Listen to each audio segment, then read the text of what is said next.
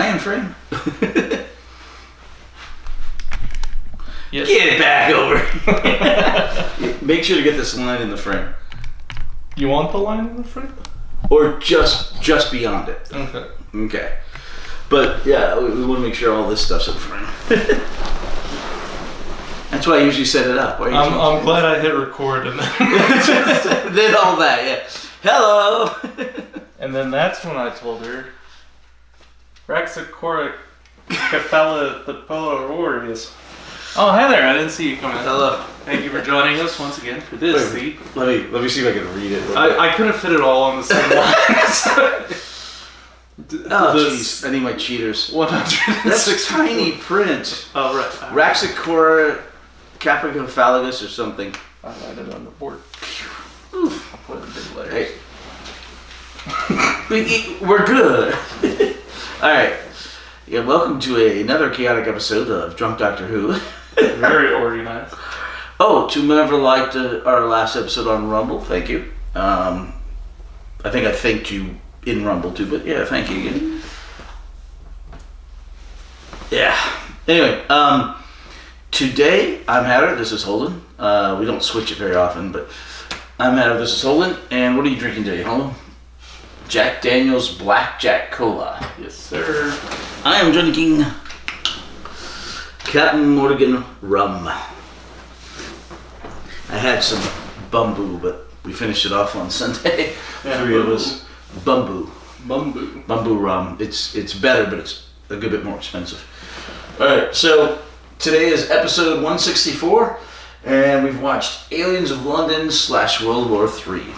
The first two-parter of Eccleston's, the guy at the bottom middle, black jacket, of Eccleston's only season as the Doctor. He has 3 two-parters, this is the first one. Can you read that one? Raxacorica Patorius. Wow. Anyway, the aliens, we don't get the name of their race, but they're called the Slitheen, but that's the family's surname, apparently. Yes. Yeah. So yeah, bad guys are the Slitheens. They've come in and they're trying to turn our planet into slag and sell it for fuel. Not nice people. Yeah. Mm. Solid business mind, though. Mm. Alright, I'll talk about that later. Alright, so... Okay. Doctor Who news. Yeah, Doctor Who stuff. Anyway, so, like I said, first two-parter. I might sneeze. The Doctor and Rose have returned home. Oh. Put your finger here. Yeah, press on the upper lip. Yeah, that'll stop sneezes sometimes. Stop sneezes? Yeah. Do you have the thing where you look at bright light and it makes you sneeze? Not normally, I don't think. Like when you... That's like 1 in 3 people have that reaction. Something about those neurons being like rubbing against each other in some people's brains. Okay. I read that on the internet. Alright. The Doctor and Rose return home. Oh yeah, by the way, this was aired on April 16th to 23rd of 2005.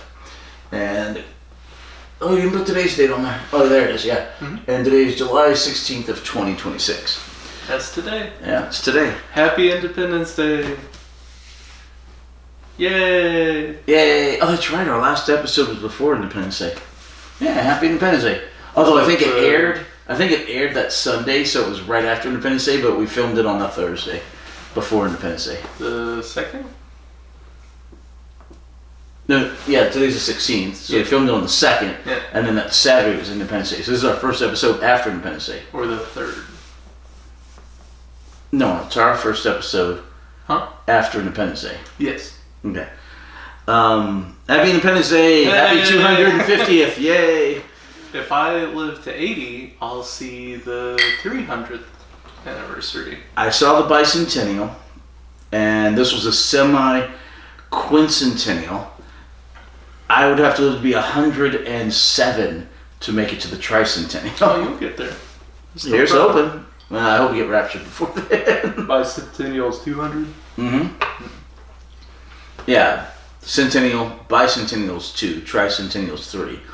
You're there for the centennial too? Not quite.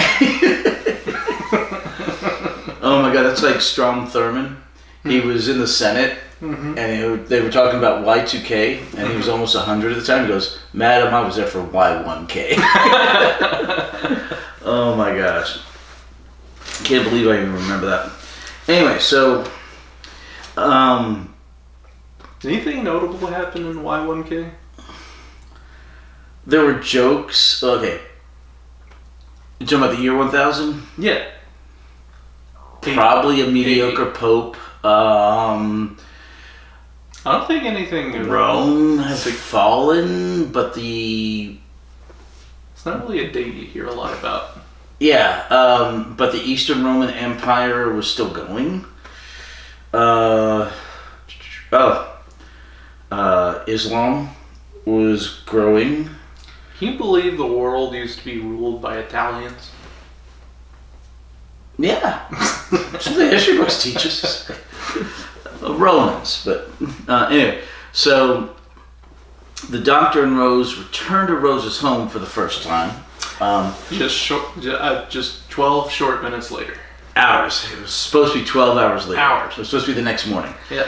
But it was 12 months. And we get to see the fallout of her being gone for 12 months. Very emotionally heavy. Yes. Yeah. Yeah. Her mother freaks out because they didn't realize it had been 12 months. Mm-hmm. And they've got a policeman there, Bobby. Mm-hmm. And she's like, "Why can't you tell me where you've been? Where have you been?"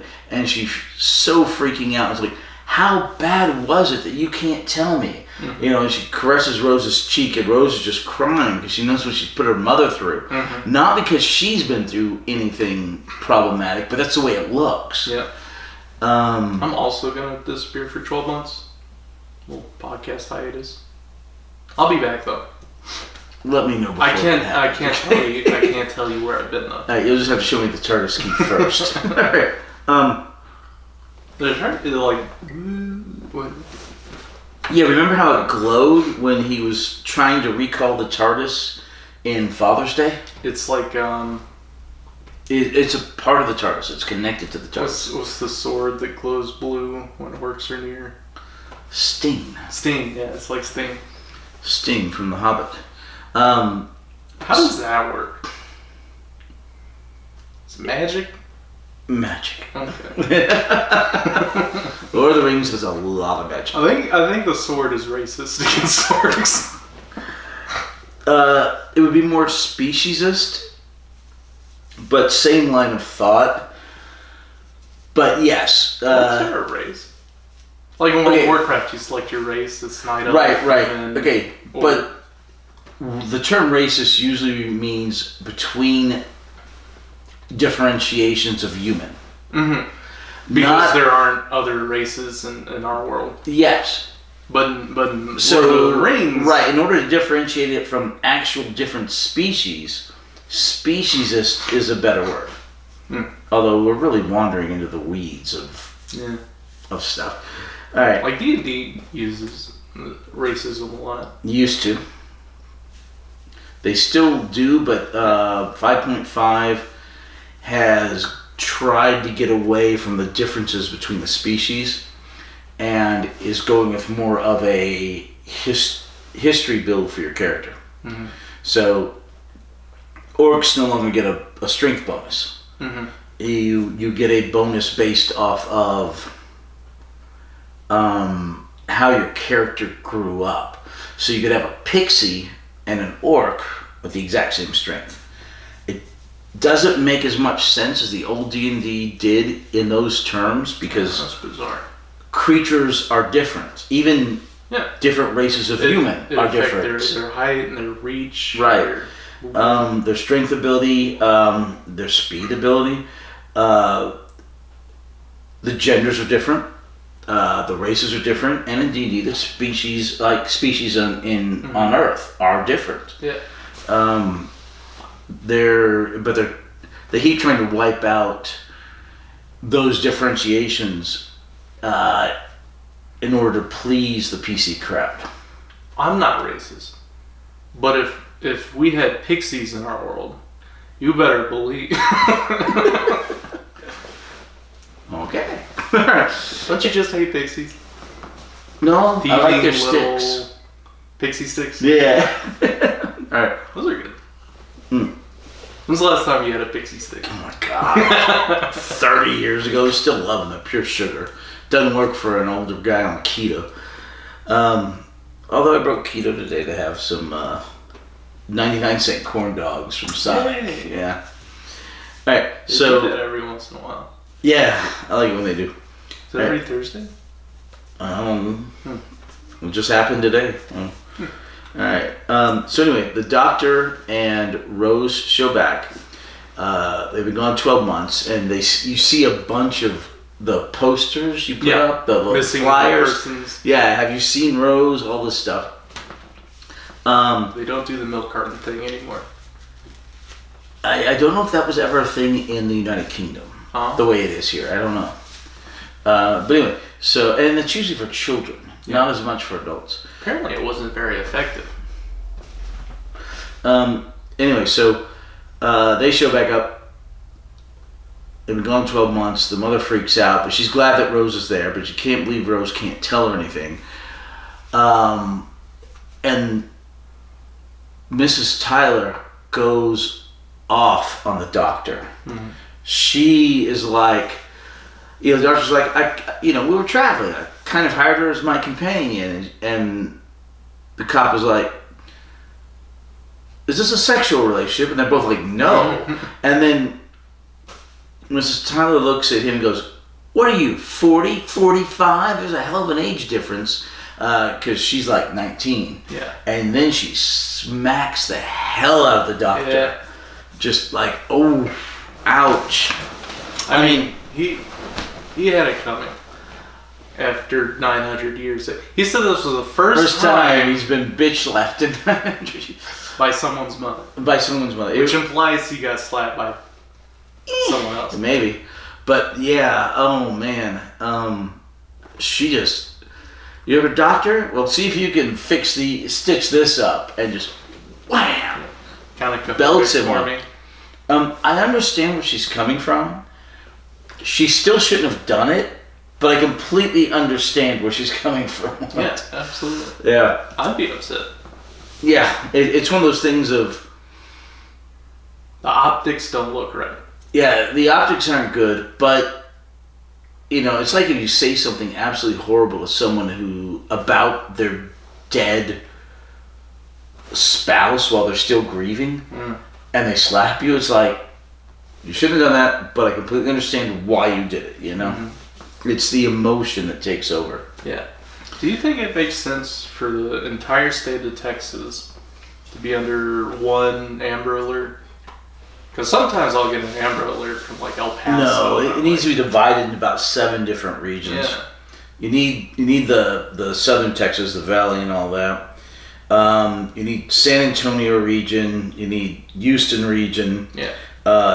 Dallas, Fort Worth, West Texas, Panhandle, East Texas, and you could do a South Plains region, or you could call it Central Texas. But yeah, there needs to be about 7 different regions. Yeah, that makes sense. Because I get a lot of Amber Alerts. Yeah, they're always in 6 hours Christi or somewhere. Yeah, 12 hours away. All right. Anyway, is on topic. Yeah. Okay. All right. Because of the milk carton thing. Yeah. So,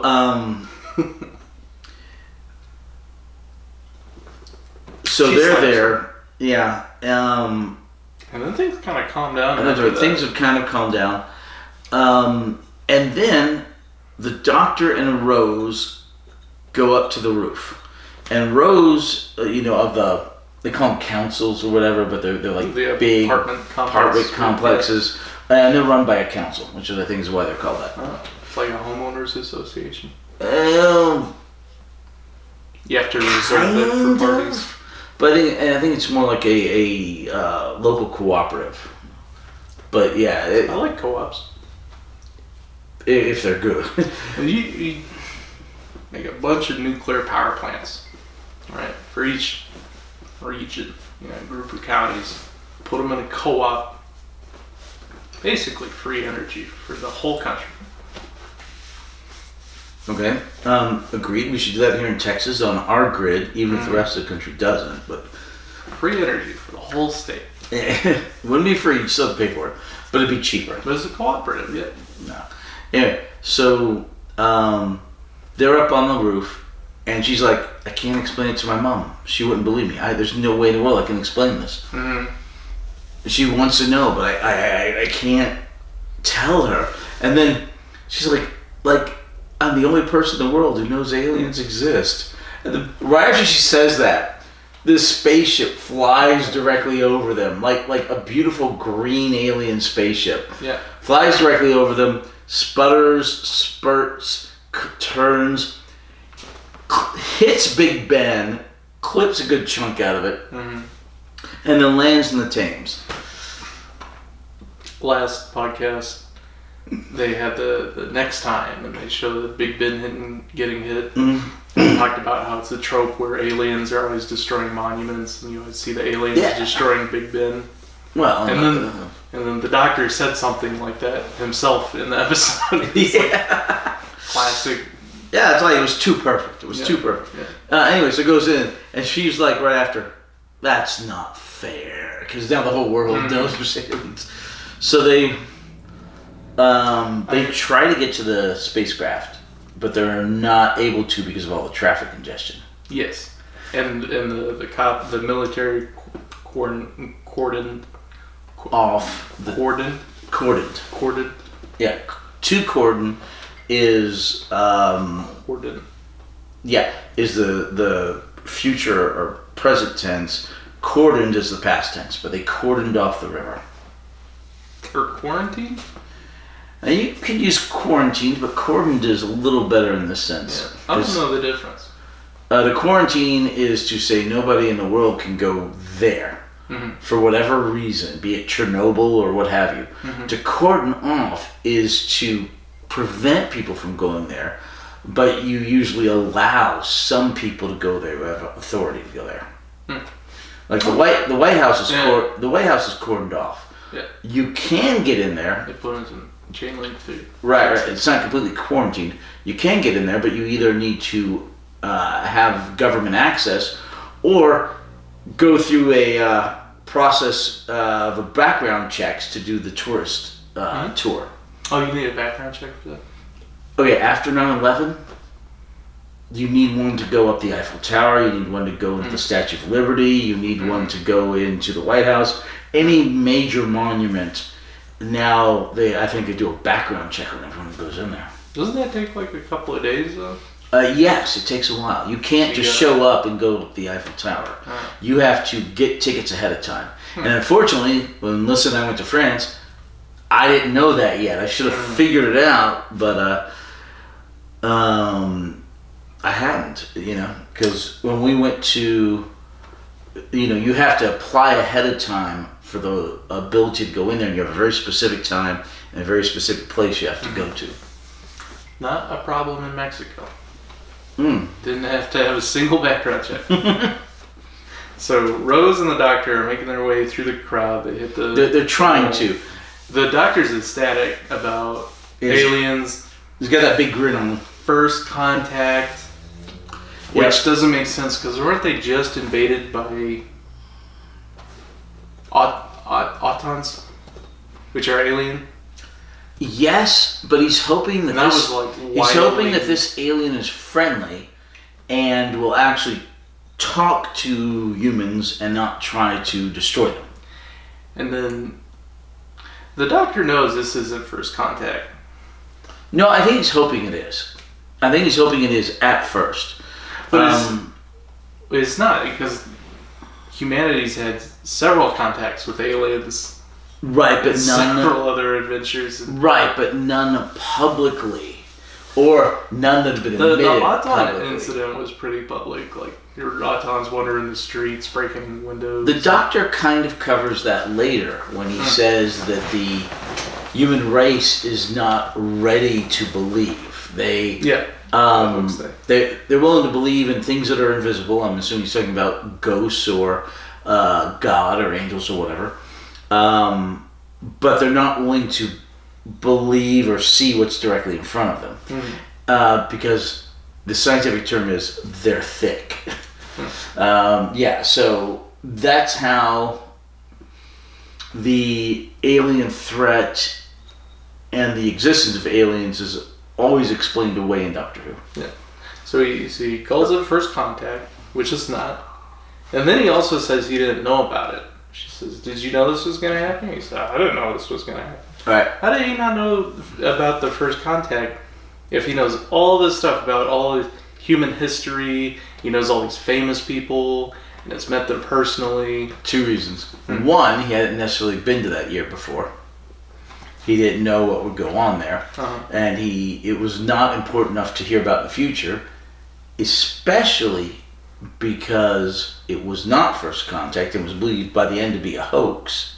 But Big Ben getting destroyed is a pretty big deal, right? That would be in the history books. And two, by a spaceship. Yeah. Well, once again, even as a hoax. Once again, hoax. And then two, wibbly wobbly, timey wimey stuff. The future can be rewritten. Things are. I thought always the point in flux. was that it couldn't be rewritten. Like there's specific. There are I've told you this before. Yeah. In this show, most of the future is rewritable. There are very specific points that are locked. They cannot be changed. I thought most everything was locked because that's the only moral explanation to why the Doctor doesn't go back and save companions like Gary.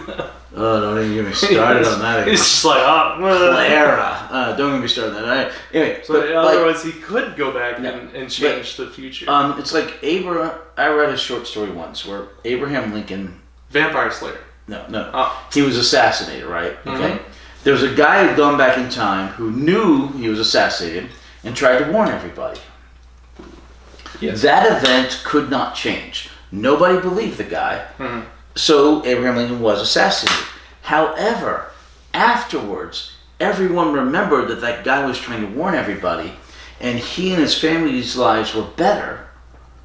The small stuff can be changed a lot more than the big stuff. The big stuff has to happen. This comedian has this great bit about if he went back in time, he couldn't even prove he's from the future. He'd be telling people about modern technology, there's cell phones. Well, how do those work? I don't know. Put things in space. It's well, who's the next president? Not sure. His lack of knowledge is the problem. Okay. He couldn't prove he's from the future. I think there's a famous, I think it's Arthur C. Clarke, I might be wrong, but famous quote by somebody, and I think it's him, any sufficiently advanced form of technology is indistinguishable from magic. Yeah. And that applies here too. Anyway, so the Doctor and Rose try to get to the ship. They can't. And she's like, why don't we take the TARDIS? He's like, nope. One alien ship just landed. I'm not going to put out a signal for another. There's this Whoopi Goldberg movie. wait. Where she goes back in time. And they're going to burn her at the stake for being a witch for some reason. Whoopi Goldberg? Yes. Went back in time. What's the name of this movie? No idea. Not the one where she's working with the T-Rex as a detective. Yeah. And not Sister Act. Theodore Rex. And then she convinces them not to burn her at the stake because she gets on her work laptop, which went back in time with her and looked up that there just happened to be an eclipse happening right then, and then she pretended she's casting a spell. It's her laptop wouldn't work back then. She wouldn't have internet. Correct, unless it's modified by the Doctor. The Doctor modified Whoopi Goldberg's No, I'm just saying because he modified the cell phone. Yeah. Oddly enough, there is an episode of Doctor Who coming up where they do burn or try to burn some witches at the stake. All right. That's happened before, right? The Damons? The Damons, yes, did have, where they were trying to burn somebody at the stake. Well, that's like one of the most applicable Doctor Who ever. We keep going back to the Damons. Damons is good. Love It it. just keeps coming up. And like I said, the White Witch of... Oh, I hope so. The White Witch of... Whatever it is, she's going to come up with her own third-party series eventually. She will? Yeah. Or has? She has. Oh, okay. We haven't gotten to it. We haven't gotten to okay. it. It's coming up. It's already made, but We're you haven't gonna watch seen it yet. Yeah. Okay. 6 episodes. Oh, that's short. Yeah. Any series.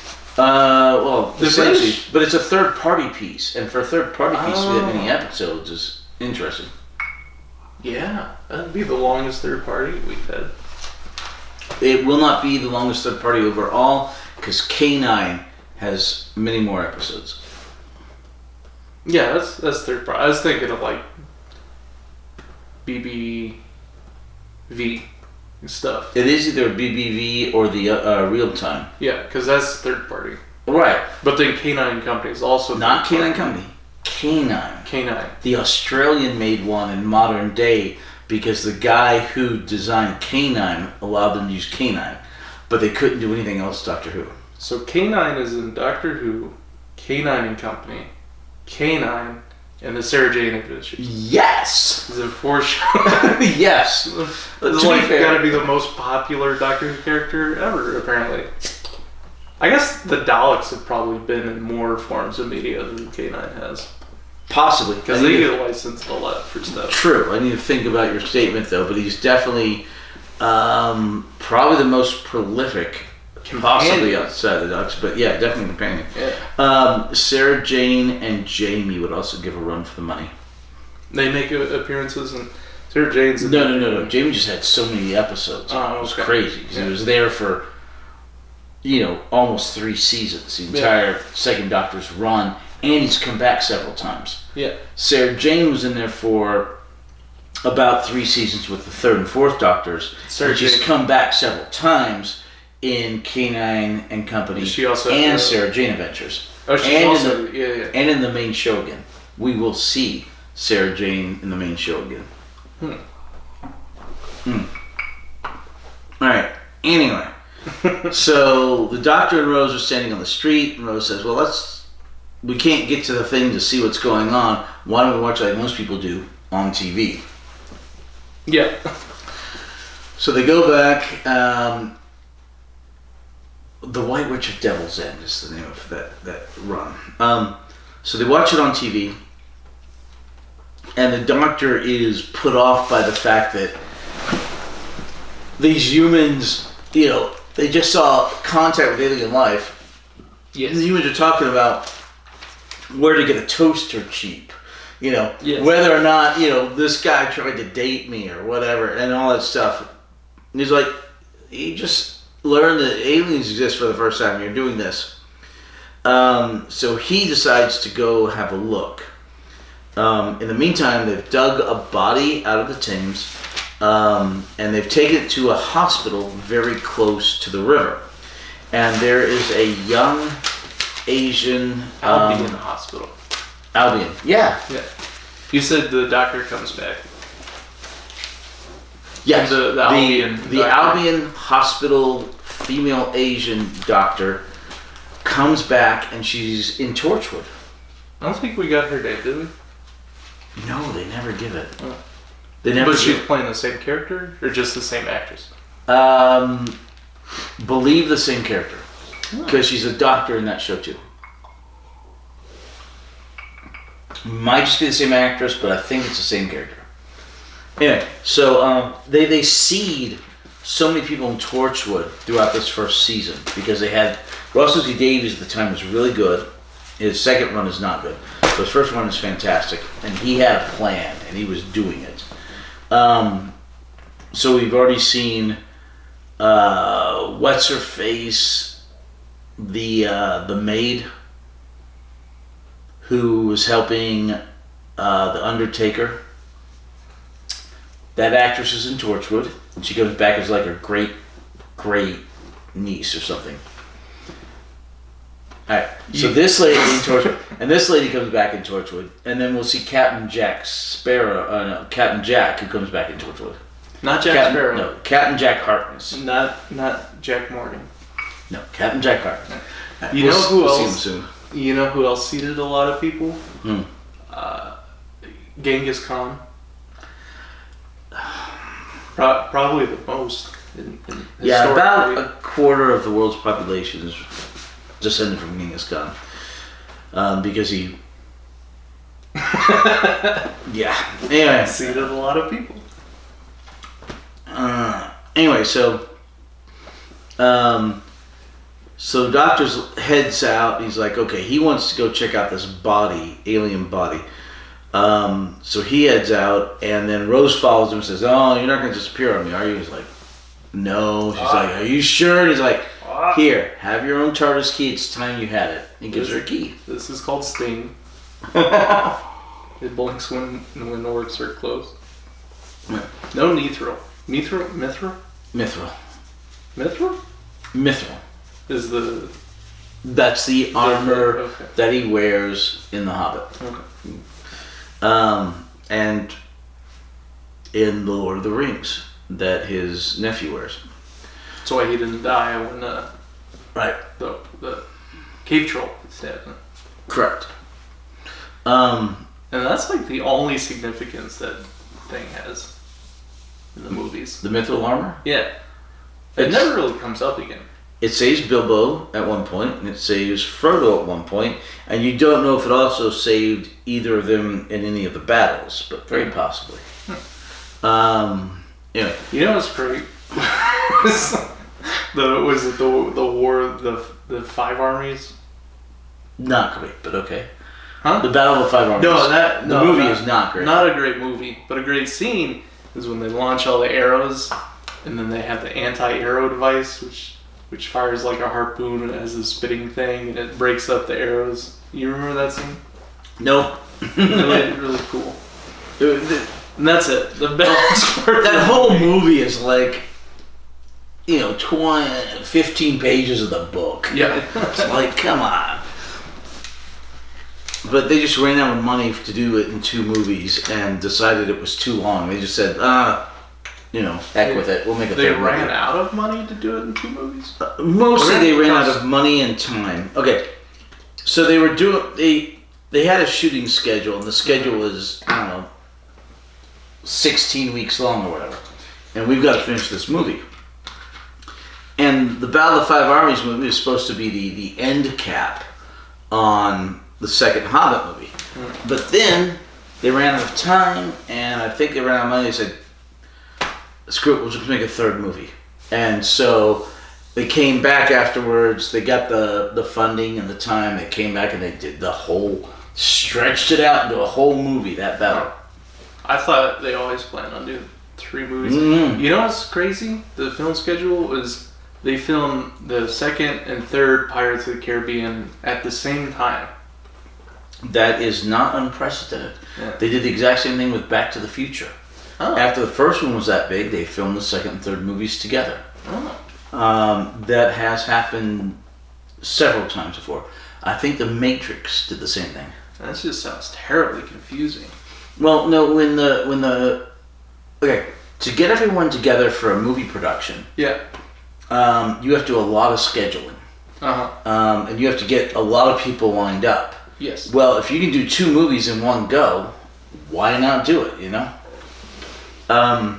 What's his face? Because you might not be able to get Orlando Bloom back, or Keira Knightley might sign on. Right, there's going to be project. scheduling problems, but just sign them up for the movies and do it.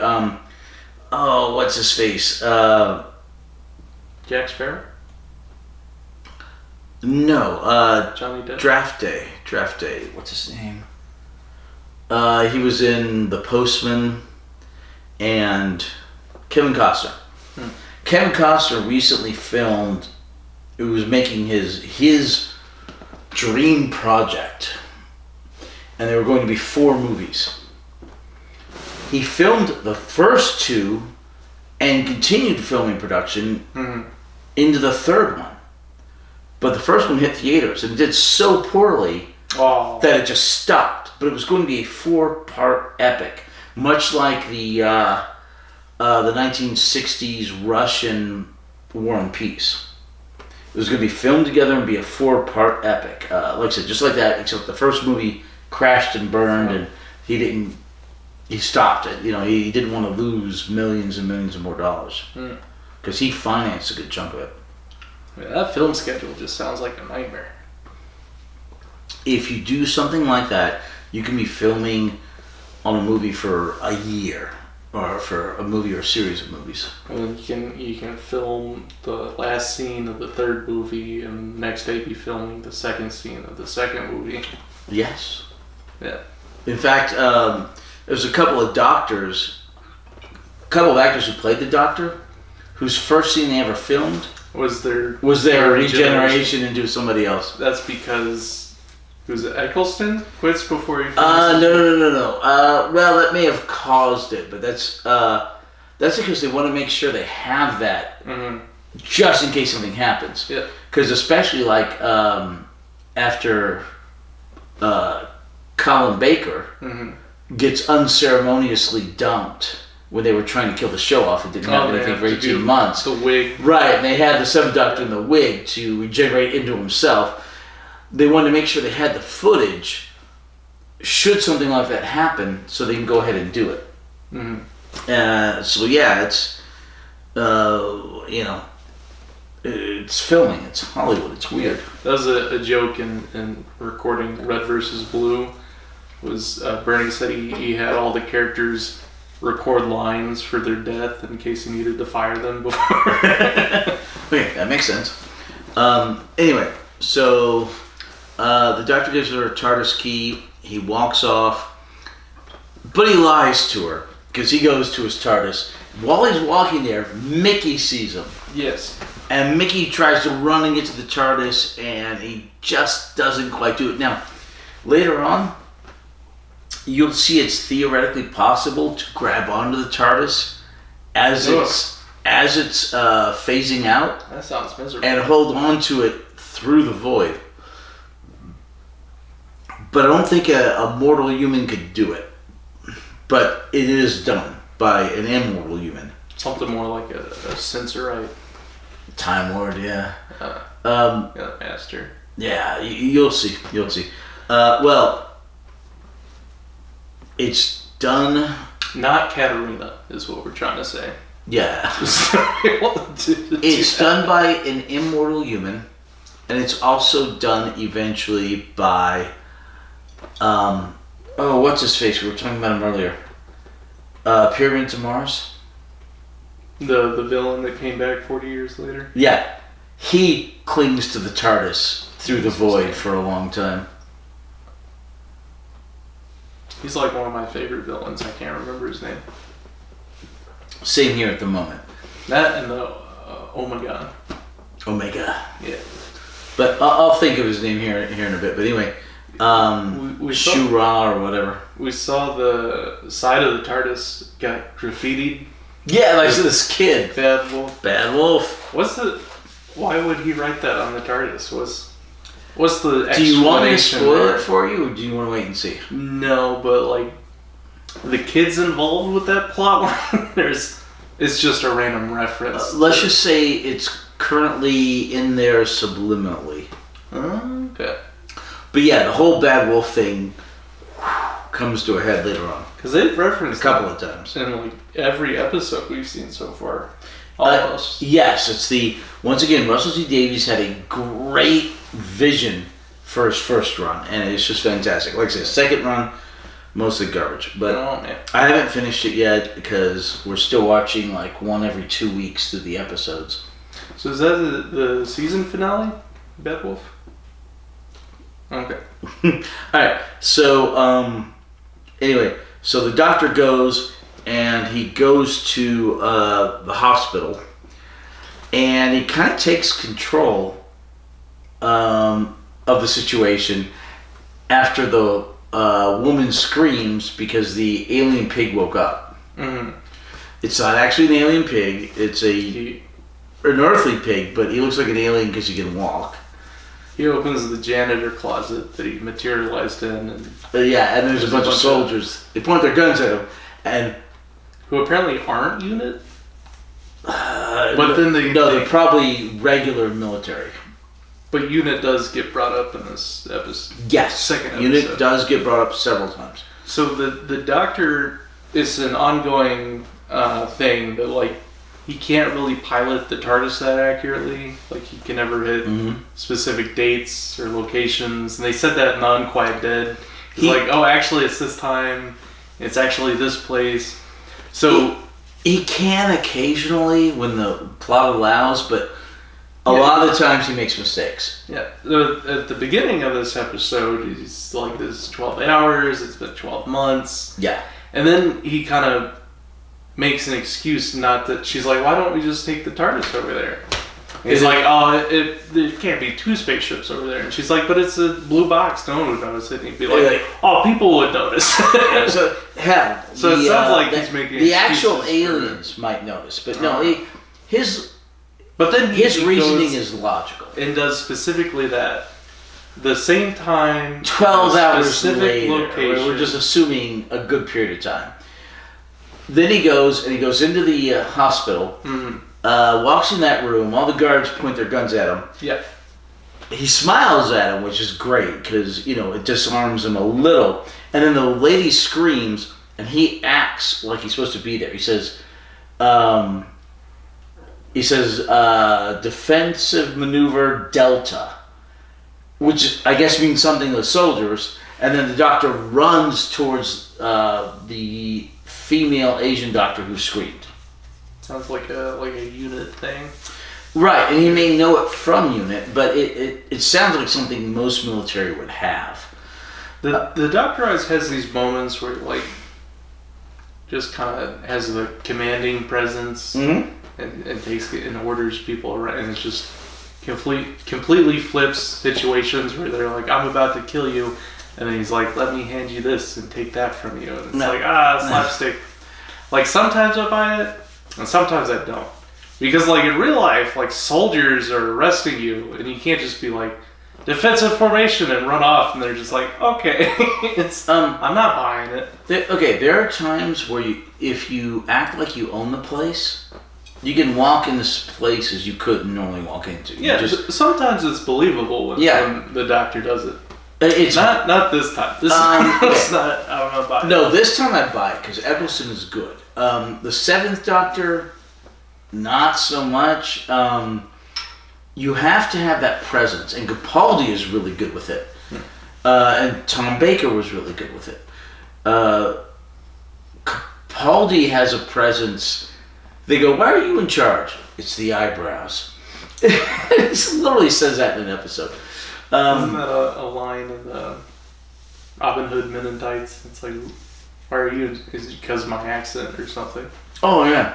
Unlike some other Robin Hoods, I can speak with a British accent. Great line.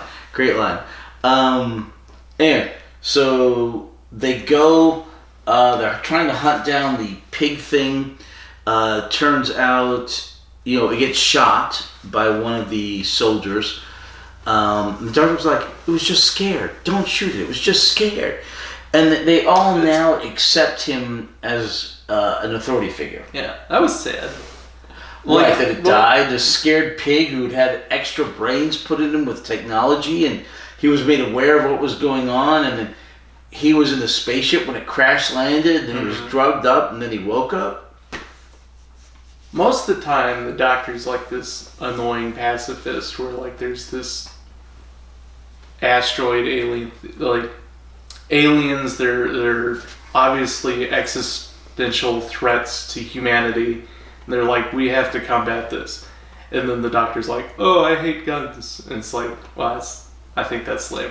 But this is the perfect way to do it. Like I felt bad for the little pig alien. Yes. I agreed with the doctor, and he's like, why did you shoot it? I was like, yes, I was thinking the same thing. So I like how they did that here, but not necessarily how they did it in the past, where he's like, oh, guns are bad. Because this made you actually feel bad for the pig. Correct. He was just scared. He was just scared. Other times it's like, no, they're totally justified in shooting this. And monstrous this things. guy followed a combination probably of training, and the soldier probably had a scared reflex when he shot the pig. Yeah. Based on the size of the pig, unless you thought it could do something freaky-ish, you would drop the gun and tackle it because it's a smaller animal. But I think this guy just had a fight or flight reflex and shot. Like, I don't blame the soldier. Like, I might have shot the pig too. Right. Like you see something in an alien barreling suit, yeah. I still felt bad though.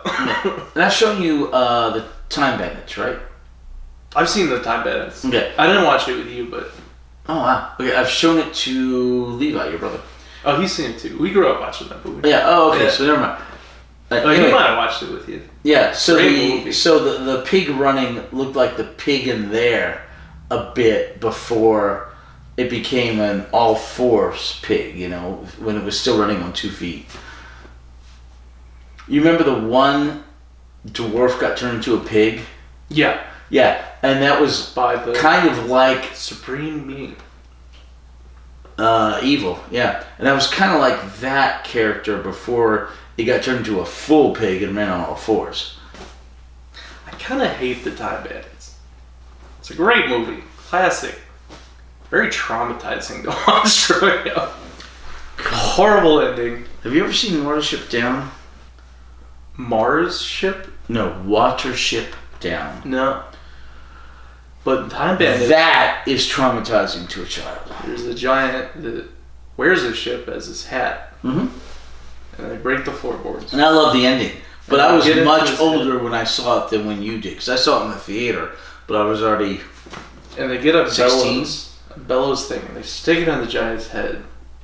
Yeah, and they're they pumping, knock like, out juice, yeah. Alcohol directly into his brain. Yeah. Yeah. Till he So, passes folks, out. yeah. No, sounds like a great way to do it, like a keg stand. Fantastic movie. All right. Good way to get drunk. Oh my gosh, this is gonna be like 3 hours. When are you gonna make that intermission I heard thing or whatever? I heard people do eye drops now of alcohol to get it into your blood system. Okay. Sounds terrible. That's a terrible It's horrible. idea. Just drink it. Anyway, so when are you making that intermission? I think about it for- every day. And every day I'm like, I'll do it tomorrow. Oh my gosh. I literally thought about it today. When I got off work, I'm like, do I have enough time to mess around with it? And then after every podcast, I'm like, do I have enough time before I need to go to bed? Yeah. And I just haven't done it yet. Oh my gosh. But I will. You're gonna be late for work tomorrow. All right. So the doctor takes off. Mickey's rushing at him. He gets in the TARDIS. We already did that. He's in the hospital. He's in the hospital. The pig dies. And the Asian lady doctor is like, well, why would they do this? He says, this is a fake alien. This is a human pig. She's like, but the technology in its head is alien. He says, yes, but the alien puts more brains in there. He's like, she's like, why would they do that? Who would do that? And then the doctor's already disappeared. He's like Batman. Yeah. So he goes. The doctor's like, this is a normal pig. She's Yeah. like, no, it's not. It's very Well, obviously not. kind of. So he goes back to Rosenham. In the meantime, at 10 Downing Street, where the British Prime Minister, building. it's where the British Prime government is run from, for the Prime Minister. The rest of it's run from Parliament and all that, and of course, just a smidgen from the Royal Palace. Anyway, so weird people have shown up. Just really strange people have shown up. They're like, where's the Prime Minister? We don't know. Yeah, he's just disappeared. Yeah, he's completely disappeared. Well, his car left at this point. What's going on? We don't know. Joseph Green that shows up. Yeah, he's in the charge first one. of. He's like the health secretary, and in charge of confectionery sugars. Yeah, he's in charge public of consumption.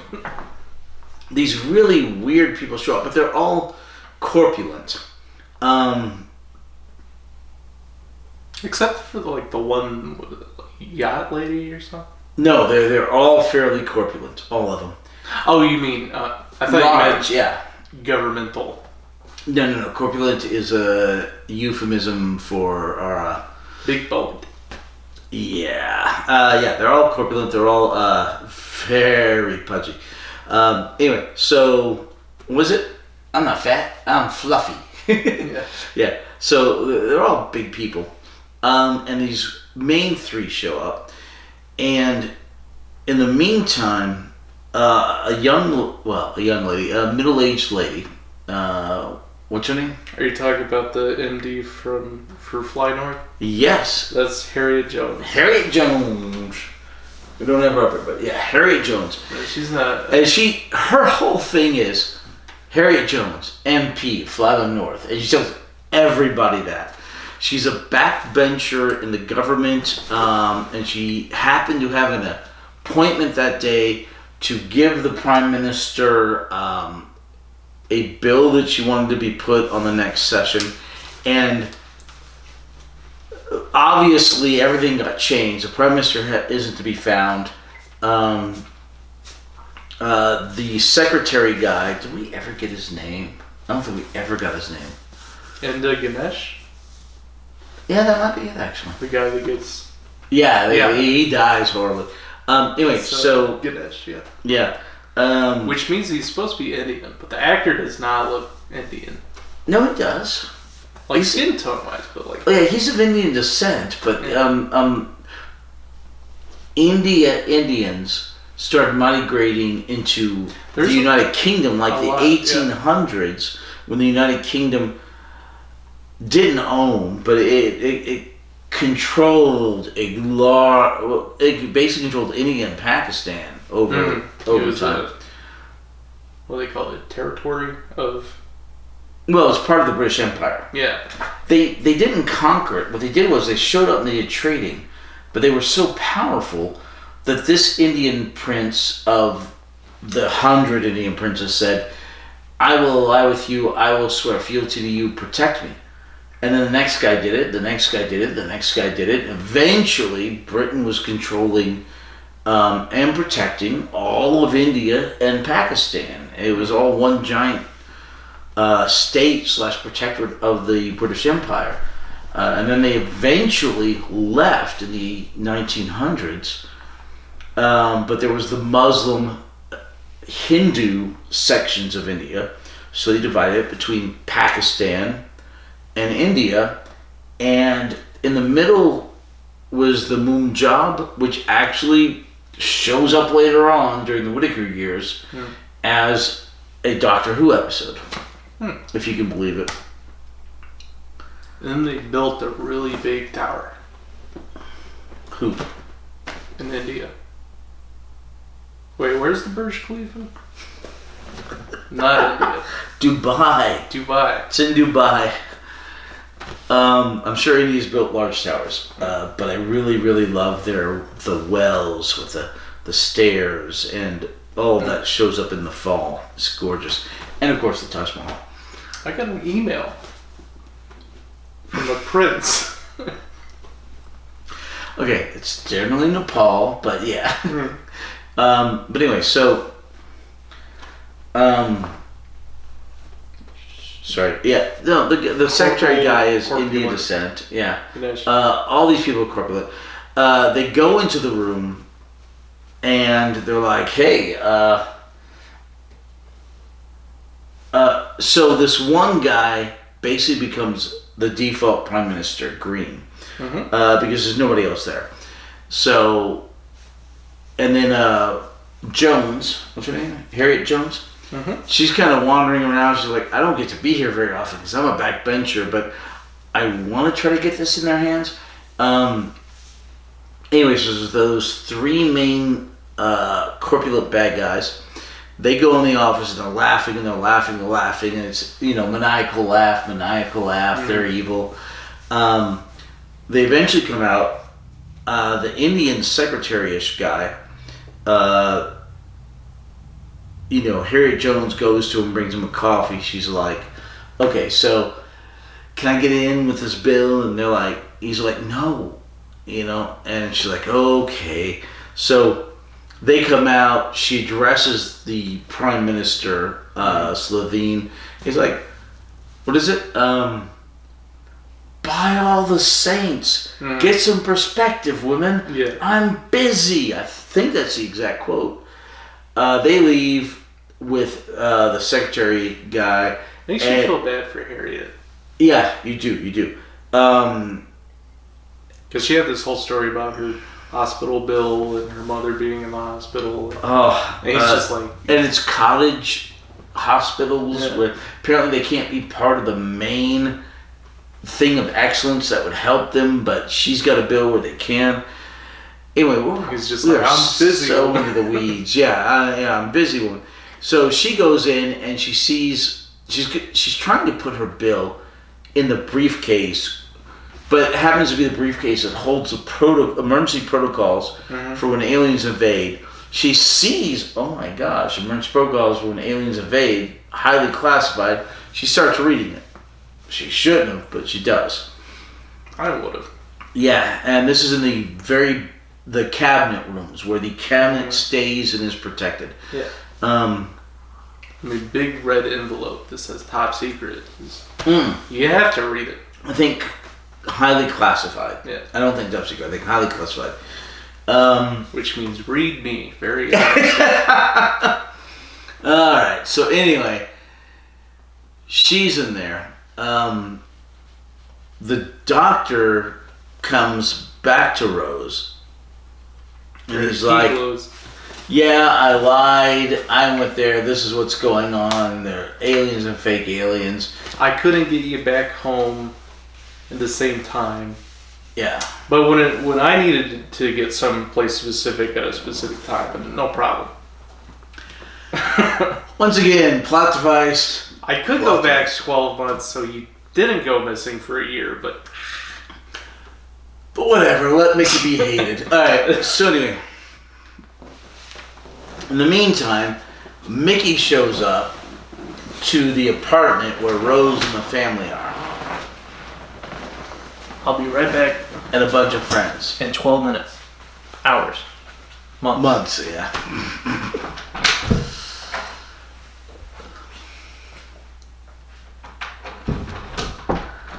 Now I can advance the plot.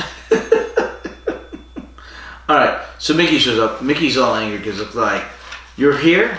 I was called in 5 times for questioning. I was a murder suspect because you disappeared, and they blame the boyfriend. And he points at Mrs. Tyler. She hated me because she thought I killed you. And, no, I haven't dated anybody because everybody thought I killed you, etc., etc., etc. Yeah, pretty dramatic. Anyway, so the doctor and Rose eventually, the doctor, Mickey, and Rose go to his TARDIS. The doctor's trying to fix the TARDIS. He's trying to get into Downing. Mickey and the doctor have a bit of banter. Mrs. Tyler goes in and sees the TARDIS is bigger on the inside, and that's freaky because she's learning he's an alien and all that stuff. Rose is like, my mother's here. The doctor's like, well, get rid of her. Eventually, because they're there and they see the TARDIS materialize, Rose is like, go inside, Mom, go inside. And Mom's like, okay, I believe it now. What's going on? He's an alien? What? So,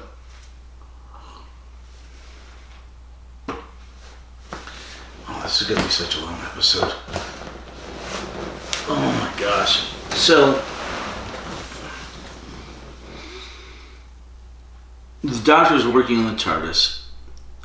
There's Mickey and Rose.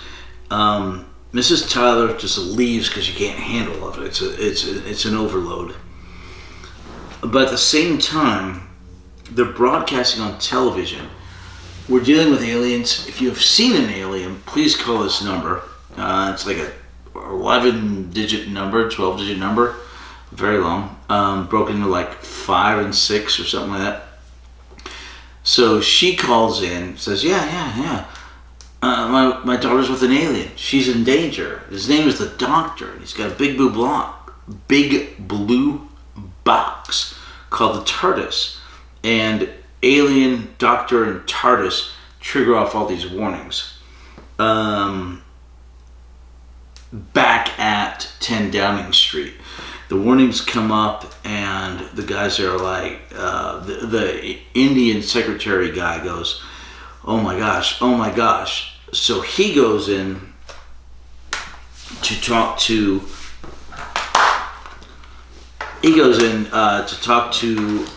the main three villains.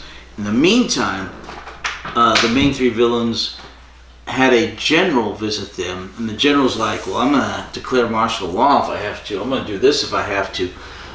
And they came in, and Harriet Jones had hidden in a closet, a small cupboard.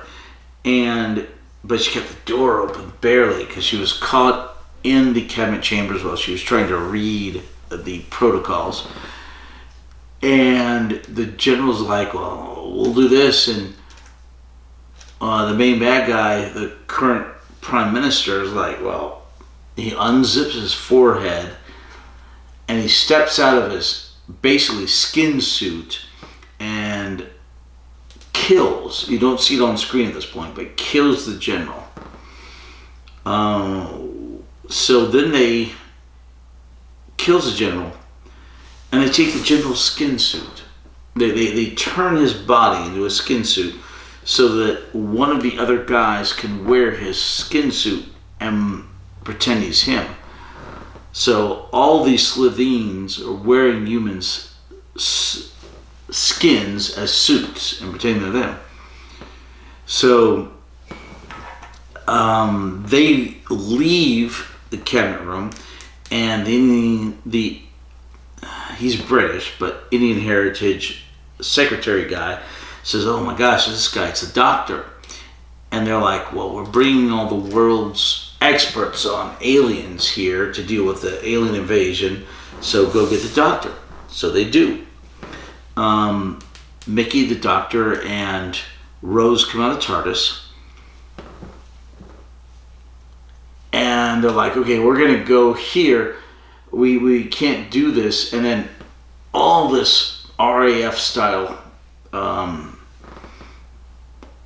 people show up, and they take the doctor and Rose into custody. Mickey manages to run off. He just, his instincts are to run. I don't like how the male companions in Modern Who are shown as cowards for so long before they fully develop, whereas the women come in immediately. But you know, it's that age. It's that time period, not the character's age. Anyway, so he runs off. The doctor and Rose go to get captured. They're being escorted to 10 Downing Street. You want to see my impression of the Sicilian? I put iocane powder in one of these. The game Took the ends. last several years building up an immunity to iocane. Never mess with a Sicilian. When death is on the line. I think that one's yours. I'm just... Sure, It good. is. All right, anyway, so the doctor and Rose go to 10 Downing Street. They go in, and there's this big panel of experts. I switched them when you weren't looking. Oh, yeah, thank you. The doctor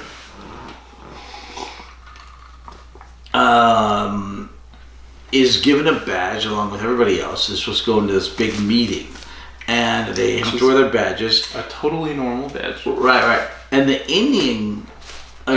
male British Indian descent guy, Ganesh. He's like, What do you think was on his badge? This is just, hello, my name is the doctor. probably, Okay. actually, knowing the history with the doctor. He is like, okay, yeah, here's your badge. And I was like, okay, and he puts on the badge. So they all go into this room and they're having a meeting with the 2 male Slitheen bad guys. And we know they're Slovenes now. Not quite yet. Because But those 2 bad guys. The female of the main 3, she's off. Margaret. Yeah, in the meantime, there's a 4th guy, and he inhabits the body of a policeman. Sithfel Foch.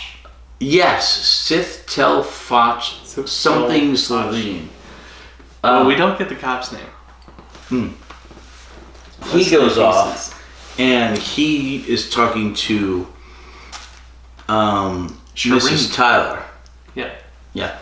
So he's interrogating her, trying to find out what she knows because she's connected with the doctor because of all the stuff that she said on the phone to the computers and the people. Is Rose Tyler a reference to Guns N' Roses? I don't think so. Isn't their lead singer Tyler something? Maybe? Who's Tyler? Rose is a Guns N' Roses reference. Maybe? I don't know. Alright, so you have alright. I'll look it up. So you have one Slitheen who's there talking to Mrs. Tyler and trying to interrogate him, finding anything out. He can't about the doctor. He's posed as a cop, wearing the cop skin suit. You have the 2 Slitheen being the acting prime minister and the general in front of the group of experts. Oh, Axl Rose. And then you have Who's Tyler? you have one other. Basically,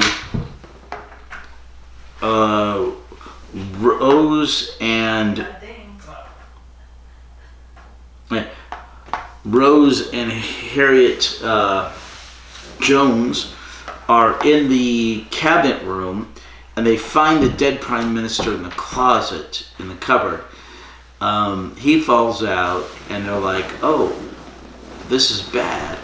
The Indian secretary guy comes in, sees him, and goes, "That's the prime minister."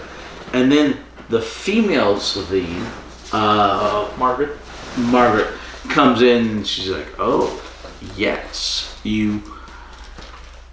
And the secretary guy's like, "Oh, but he left in a car today." She's like, "Who told you that?" Yeah. "I told you that." So maniacal. Right. She's really enjoying playing this role. All of them are. Yeah. All the Slitheen are. In the meantime, the doctor is actually figuring out what's going on. And he's like, "Okay, so why would the aliens want to do this? Why would they go here? Why would they do this? Why would they bring the ship and bring it back in and do all these things? Oh, it's to get us together. The whole point is to get all these alien experts together. But why? It's a trap." And at that moment, the Slitheen at Mrs. Tyler's house, the Slitheen in front of the experts, and the lady Slitheen in front of Harriet Jones, Rose, and what's the Indian guy's name? Ganesh. The British guy who happens to be in Descent's name. All pull off their skin suits, and you finally get to see them. So sometimes This is the first time we've actually seen not just shadings of, but the actual Slitheen form. So it's a zipper on their forehead. Mm-hmm. And sometimes they're obscuring the zipper with their bangs or a hat. They take it off, you can see the zipper. Hair, yeah. Other times, there's just no zipper. It's totally invisible. Right, once So again, it's dodgy CGI the first season. I told you that. Yeah. I like the practical effects suits. Yeah, the practical effects suits are fantastic. The CGI moving Slitheen are really dodgy, but once again, first season. I like series. the running Slitheen. That's the CGI I like. This charm. I like the choreo, like the body move. It's very alien.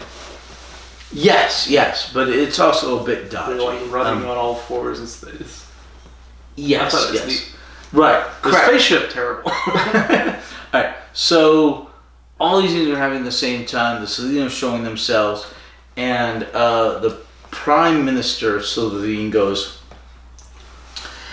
Thank you for all of you for wearing your IDs. It will help us identify the bodies.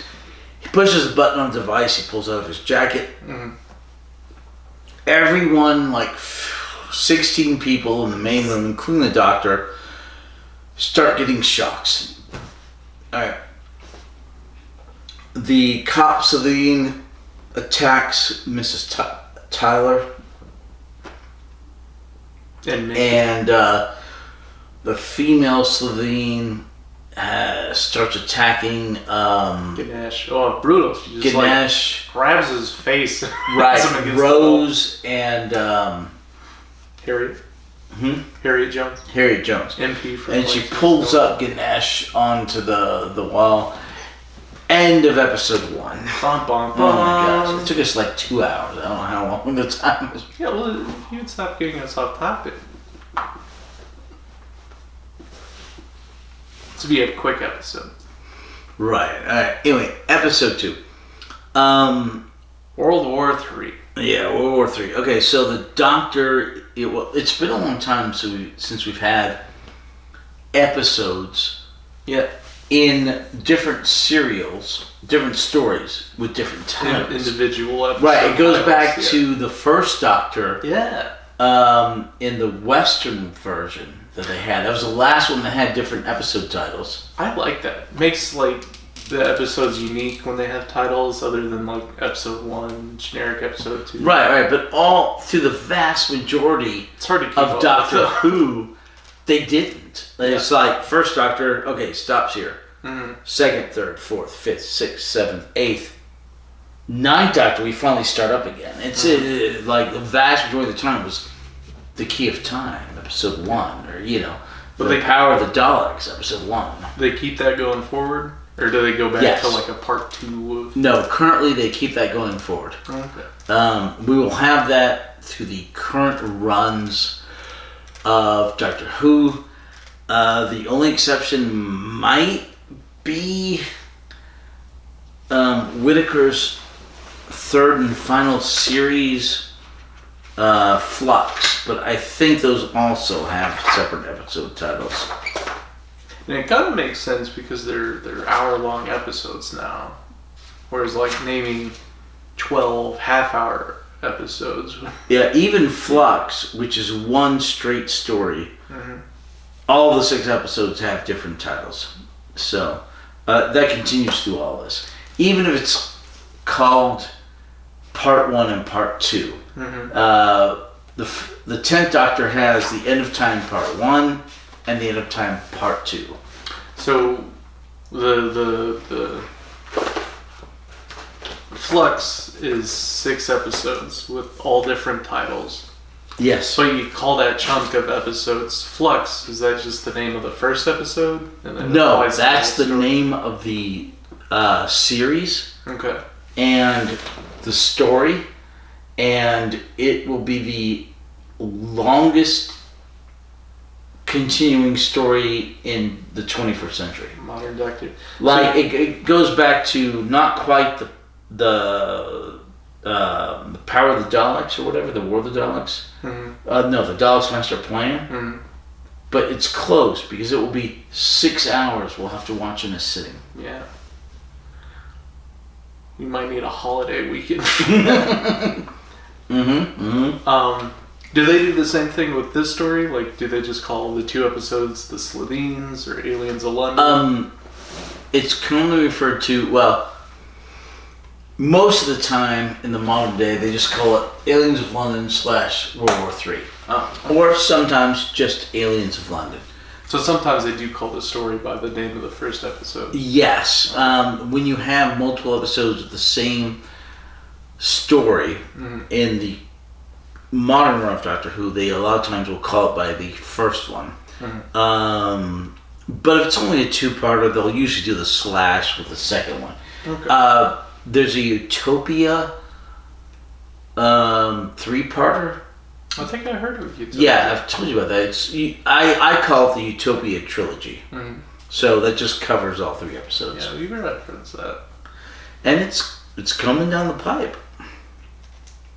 Is that similar to Paradise Tower? Paradise Tower? Towers. No, Paradise Towers. No. Well,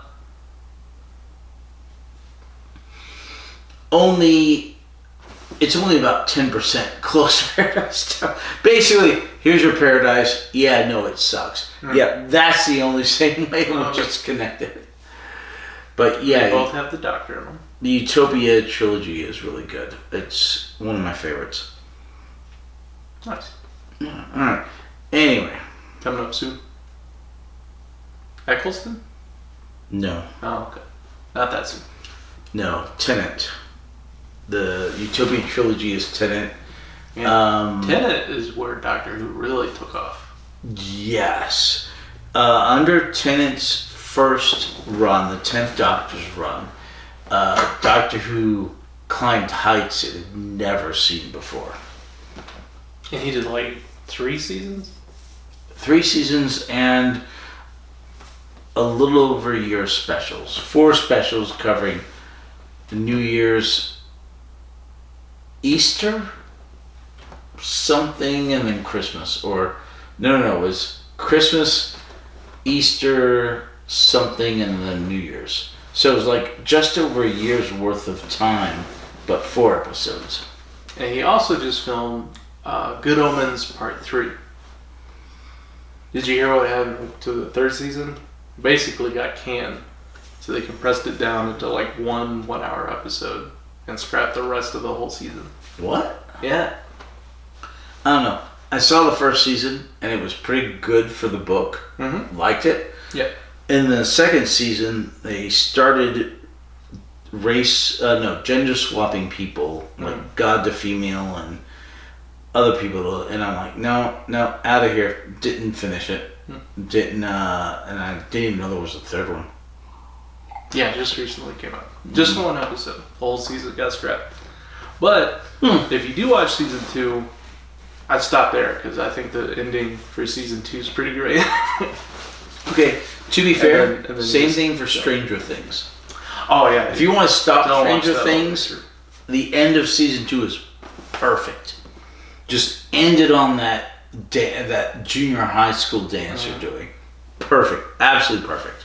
I wish the there only was 3, 4, or 5. a moment like that in Game of Thrones, but it's not. It's like the story's continuous. I have to find out what happens, but that is just terrible. There's not like a good stopping point to where you can just stop before the bad season. Like The Office has that. It's when Michael Scott leaves. And then you just keep filming it for some reason, but you can just stop when Michael Scott leaves. I gave up on Game of Thrones around the end of season 4. Because... I thought you watched all of it. No. Oh. The white-haired lady, Tannis, or Targaryen or whatever, the mother of dragons, was so bad. She was, I will, through my sexual prowess, consume this guy. I will consume all of his country. I will consume his entire army. Everyone will pledge their allegiance to me, and I will consume them, and I will keep going. And I'm like, this is a horrible bad guy or bad lady. I'm just like, she sucks. And it turns out I was right. She was the ultimate bad guy, and I was like, I just, no. You know, once again, in the last 10 years, when we have all the DEI woke stuff, and I'm like, no, why is every man who has any, oh, I see you, you're amazing, I will pledge my entire life and army to you. Why? It was stupid. Well, historically, that's what men have done. Have you heard of Troy? Okay. There are occasional times where that happens. What men will do for women is crazy. Correct. Oh my god. That just man, gets, you gotta rate it in. but that just gets into Odysseus, the modern one. Anyway, but forget that. Okay. So this is different from Troy in the Odyssey. But people keep referring to the new Odyssey movie they're coming out with. Yes. They keep referring that in terms of Troy. So are those two stories related? I don't get it. Because I thought they wait. Okay. You seriously don't know? So the Odyssey is the fictional story of the Odysseus guy returning from the Battle of Troy. Yes. Okay. The first book is the Iliad, Hmm. and that covers all of the Battle of Troy. And that's an actual historical thing. That actually happened. It was historical, but a good bit of the epic poem that is the Iliad, as well as the epic poem that is the Odyssey, is stylized, embellished, made up. But there was a horse. Yeah, I think so. Do you think Achilles really got shot in the tendon? Okay, once again, a whole bunch of that was stylized and made up. So you have the epic poem of the Iliad, which is all about the Battle of Troy, which I think happened, not 100% sure. Achilles being dipped in the river and getting all that. Obviously, there's so much that is made up, that is fiction, that is myth at this point. Yeah, I looked at the dipping in the river as them coming up with an explanation of why this epic warrior would die after getting shot in the foot. In the heel, yeah. Right. So that made me think that he actually got shot in the tendon. So the Odyssey, maybe not. Yeah, the Odyssey is the return home of Odysseus and the others, which is where the word Odyssey comes from. After the Iliad, the Battle of Troy. Where does the word come from? Odysseus, the character. Oh. The word Odyssey is a derivative of Odysseus. So it wasn't originally called the Odyssey, it was called the... No, well... The word Odyssey, that word that does it, is a derivative of Odysseus. There wasn't a word for it before then, I don't believe. Oh, okay. But so what did they call it back then?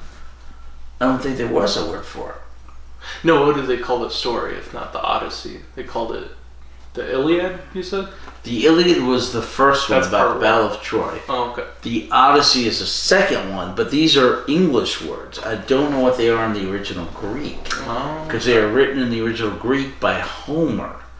Not Homer Simpson. Homer, the ancient 2,500 year ago Greek guy. Yeah. Yeah. Who wrote down these epic poems. Whether or not he wrote them, who knows. But anyway, that goes back to the modern movie coming out next week. What are you doing? Trying to button my collar. Why? I don't know why they have buttons. It holds them down. My collar flares. Okay. That way I can't be a cool kid and flip my collar up. Okay. Do you know where we are in the story? Yeah, beginning of episode 2, right? Yeah. Alright. Advance the plot, please. I'm gonna go use the restroom and get some more ice. Oh my gosh.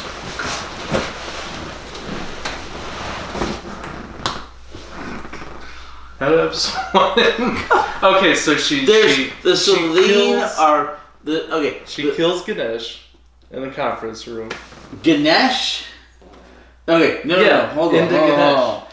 End of episode 1, the Slitheen is threatening Ganesh and Rose and he dies. Harriet Jones. Hold on, not yet. Oh. Threatening Mrs. Tyler, and the two guys have the button, and they're electrocuting all the alien experts, including the doctor. Mm-hmm. All right, end of episode 1. Episode 2, and Shireen is getting threatened. Right, the doctor manages to pull off his bag. Lethal to humans, maybe, but not myself. He affixes it to the one Slitheen who was the general guy who had taken off his suit. Yeah. Puts it to the center of the compression device. Yeah. And all the Slitheen are... Sorry, I'm drinking. All the Slitheen then go kind of electrified, which includes the general guy, the prime minister guy, the lady, although she'd already killed Ganesh, unfortunately, and the one threatening Mrs. Tyler. Yeah. So then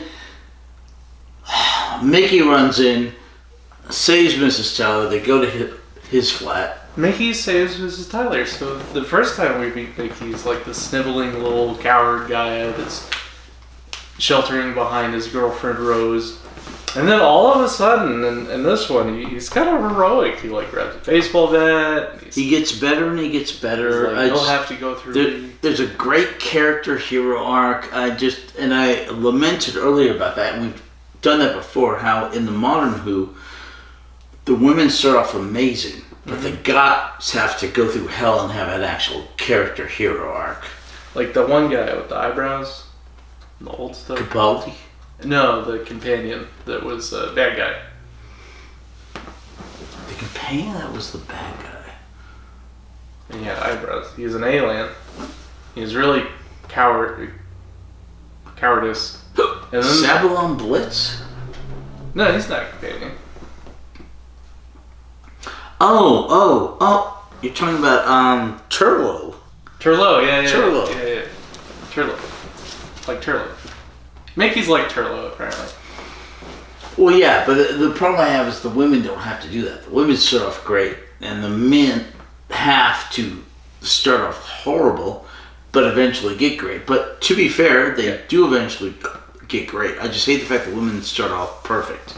Rose is great. Correct, but she started off that way, and I wish more of an arc for her. Yeah.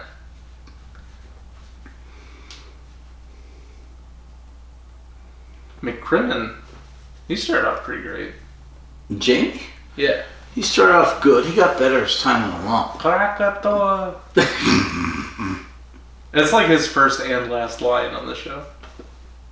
Yeah. Except when he comes back. Because they put him back directly in when he left. Yeah. Why would he do that?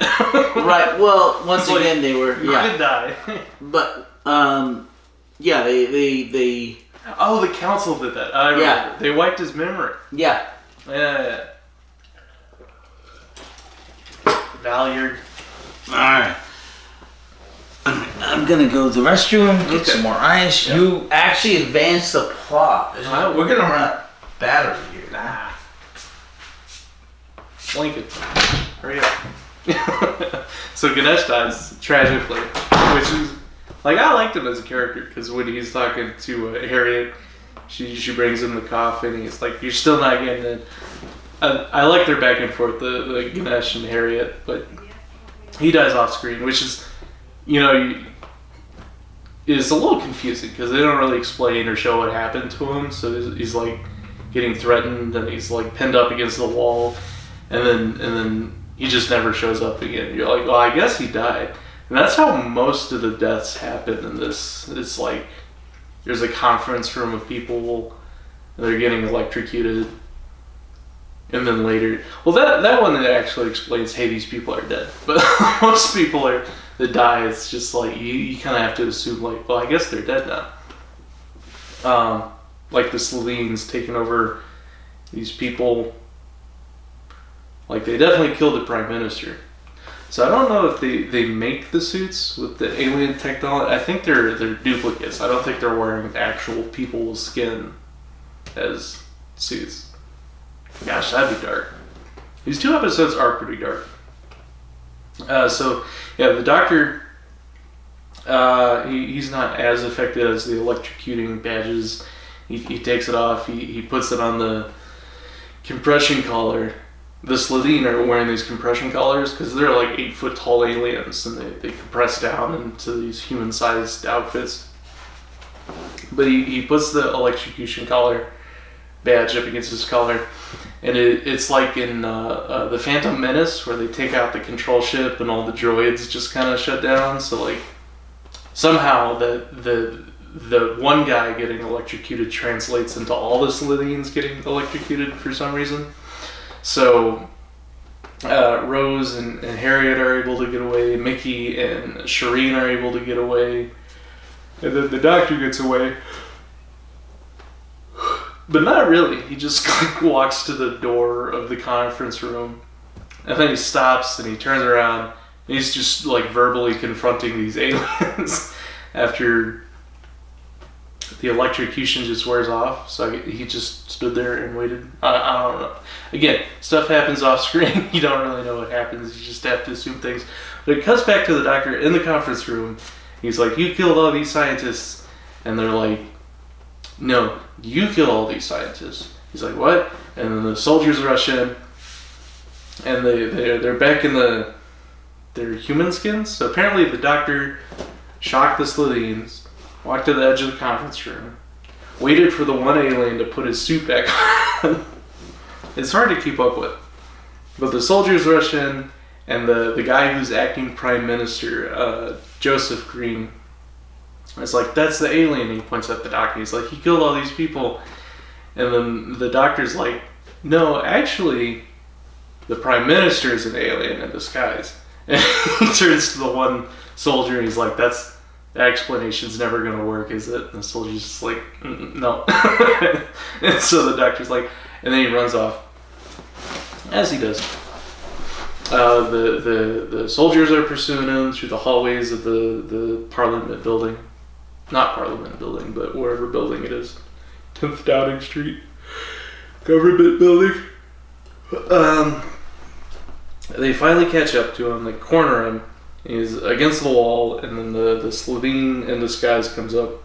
He's like acting under martial law of, the whatever concordance, "I order you to execute this man." And then the doctor's like, "Well, if you're gonna pin someone up against the wall and execute them, maybe don't pin them up against the lift." And it shows he's been pressing the lift button, and it opens, and he backs in. He uses the sonic screwdriver to shut the lift doors immediately, which is great. I wish I had one of those, because every elevator you're in, you're pressing the closed door button, because no one else is coming in, and it's just staying there open for like a minute. You're pressing the closed door button so you can go up faster, but it doesn't really do anything. Like it never really works.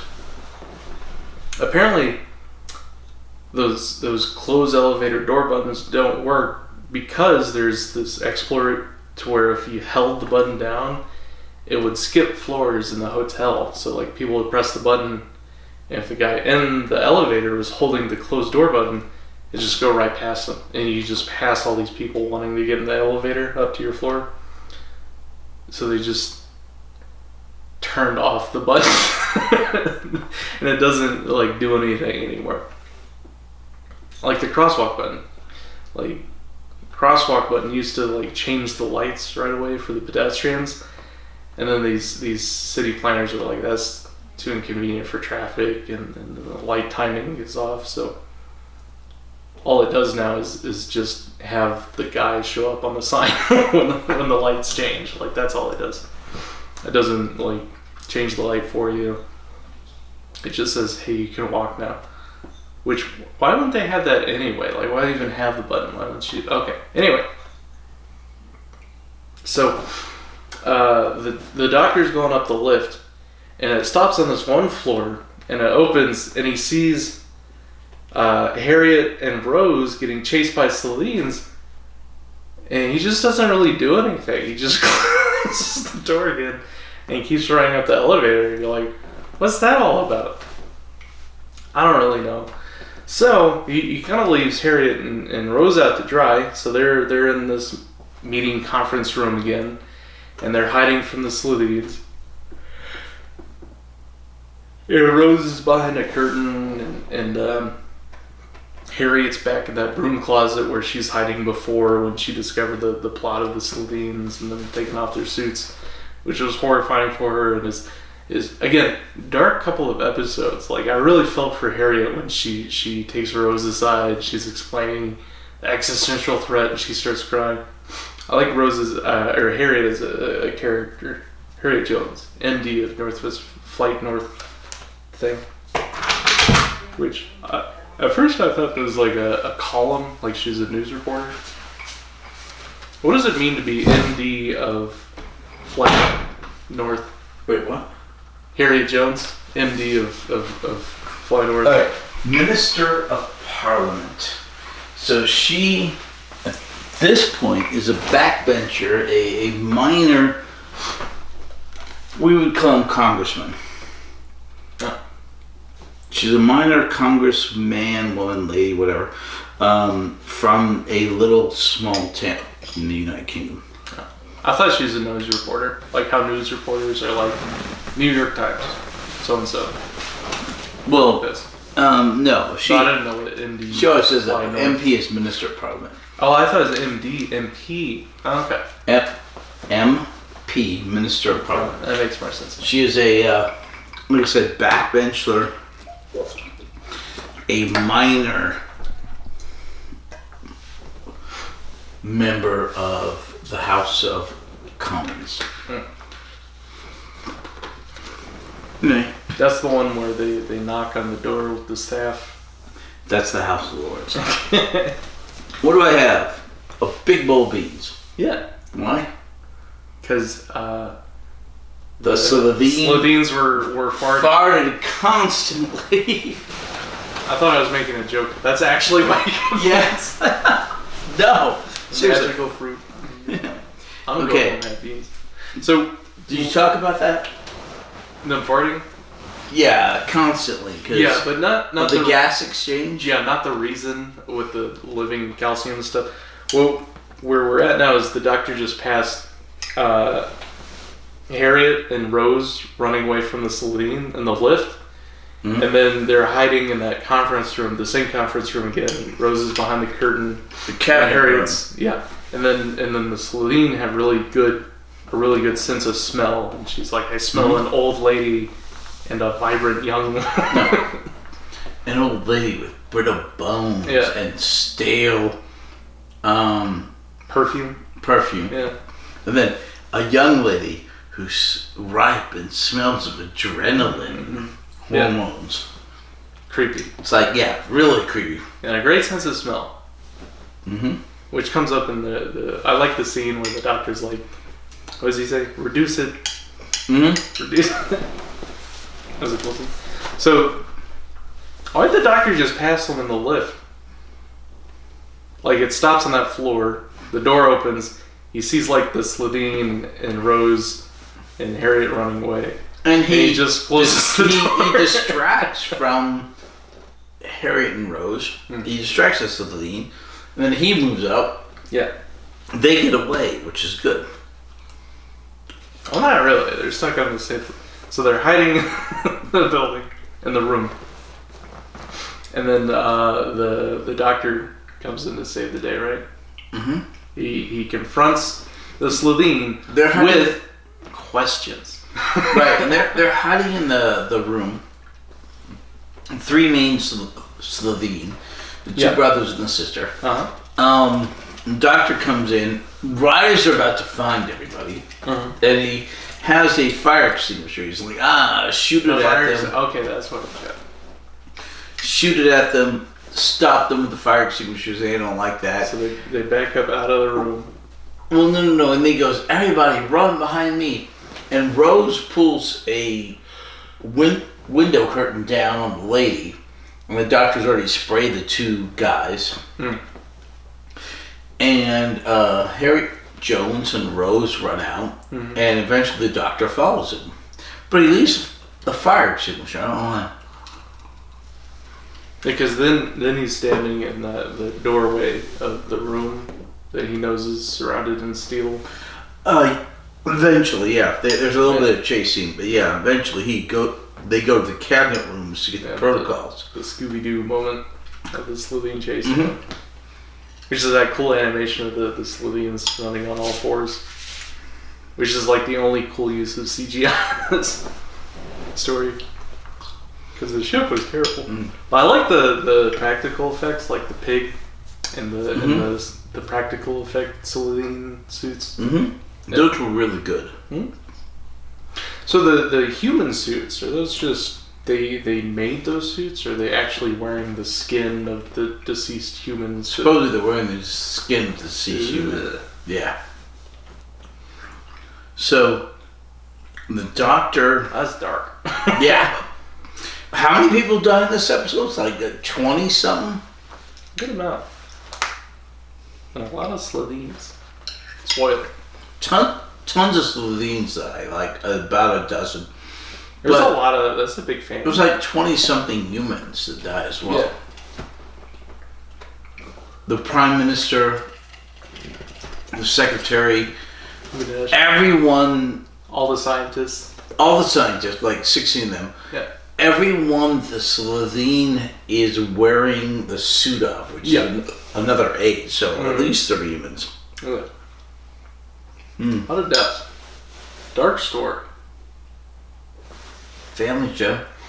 So they they end up in the conference room, and he confronts the Slitheens with questions. So they stop chasing him so they can. Well, he's got the sonic screwdriver. He's going to make the the flammability of the alcohol. He's going to triple it. She's like, "You're gonna do what to that alcohol?" Well, Triple its eventually. flammability. He's like, "Is that what I said?" Yes. And she goes, "Well, you're lying. You're making that up." First of all, they believe him. Yeah. And Rose is on his left, behind him, and Harry Jones is on his right. And he's asking the Slitheen questions, and they're asking questions back. But it's like, who's an alien? Rose is like, well, he's not human. And Harry Jones is like, what? And the doctor's like, could you be quiet, please? Sorry, I got the hiccups. I've been drinking. And the doctor asks him, well, who are you? We're the Slitheen. And it's like, okay, what race is that? They're like, it's not a race, it's a surname. You know? This is our family, yada, yada, yada, yada, yada, yada, Slitheen. He's like, okay. A lot of names. Yeah. They have like 5 or 6 names. Yeah. Why do you want to do this? Well, we want to turn this rock into molten lead. No, they don't explain the plan yet. No, she not catches yet. on the alcohol. His sonic screwdriver doesn't really do what he's threatening it can. Mm-hmm. And then he passes the alcohol to Harriet. He's like, you might need this.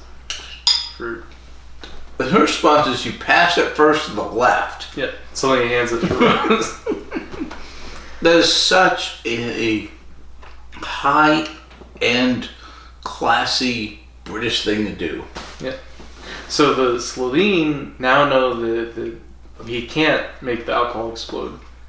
So the doctor defensively tells them a history lesson to explain About the cabinet room. Yeah. And then he pushes a button and 3-inch steel walls fall between everything, the windows and the doors.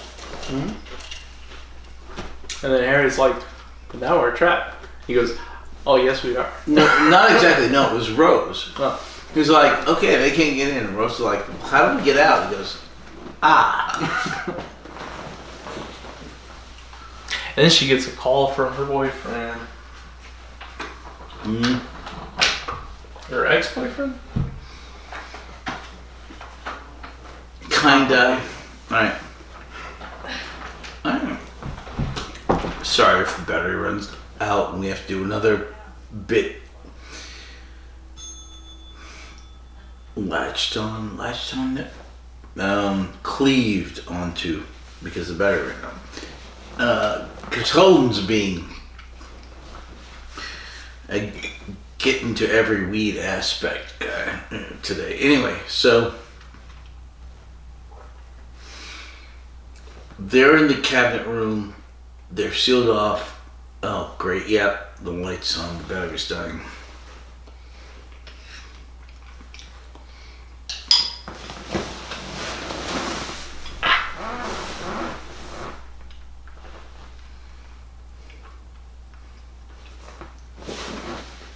Holden. Alright. I'll keep talking as long as I can. Then we'll switch the batteries. Anyway, so and Dad was like, why are you doing this? We're like, we're gonna turn this earth into this molten slag. we're getting the nuclear release codes. We will fire it on all of the countries. They'll fire back. The Earth will end, and we'll sell this planet for its basic raw mineral resources. A bit a la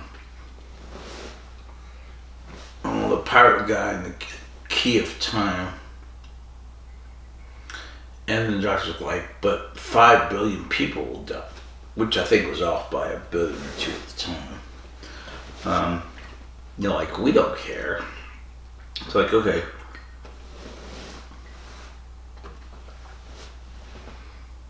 And then they tell all the soldiers to stay on the ground floor. They go up to the second floor. They make an appeal to the United Nations to release the nuclear code so they can launch, quote unquote, at the mothership, which is directly above the United Kingdom, so that they can defend themselves. And this is the acting prime minister, and he has the general sitting right behind him. So, anyway, we're losing battery. Are you keeping track of my clock ins and clock outs? I'll put in Why? a lot of hours, and I need. You're not getting paid for this. I want a promotion. I don't want to be co-host anymore. I want to be. You want to be promoted to viewer? Alright, so anyway, the prime minister guy goes out, and he gives a speech, and it's like, well, the aliens are above us. We just struck it first. So we appeal to the United Nations to give us the codes to access nuclear weapons. Yes. And the general standing behind him, his brother. So they go back in, and Mickey is shown this from the TV through his little 20-05 cell phone to the doctor, and the doctor's like, okay, they're trying to get this so they can launch us against everybody else, and we'll all kill each other. And he figures out they're trying to turn the world into slag so it can be sold for fuel. Yeah. I like where she goes, look at this picture, and it shows this really blurry, pixelated early cell phone picture. 20-05 cell phones were not great. And there. Okay, so now we're good to go for another 2-3 hours. God, I hope not. Alright. Okay, so. Mickey's cell phone. TV. Yeah. So, the doctor figures out. Did you talk about him surviving the Downing Street electrocutions and all that? Yeah. Trying to blame the Prime Minister and all that. Yeah, we talked about that. It was fun. Fun recap. So the Doctor, Harriet Jones, and Rose are stuck in the cabinet room. The Doctor is like, why do you want to do this? You know, because he opens up to the Slitheen. Mm-hmm.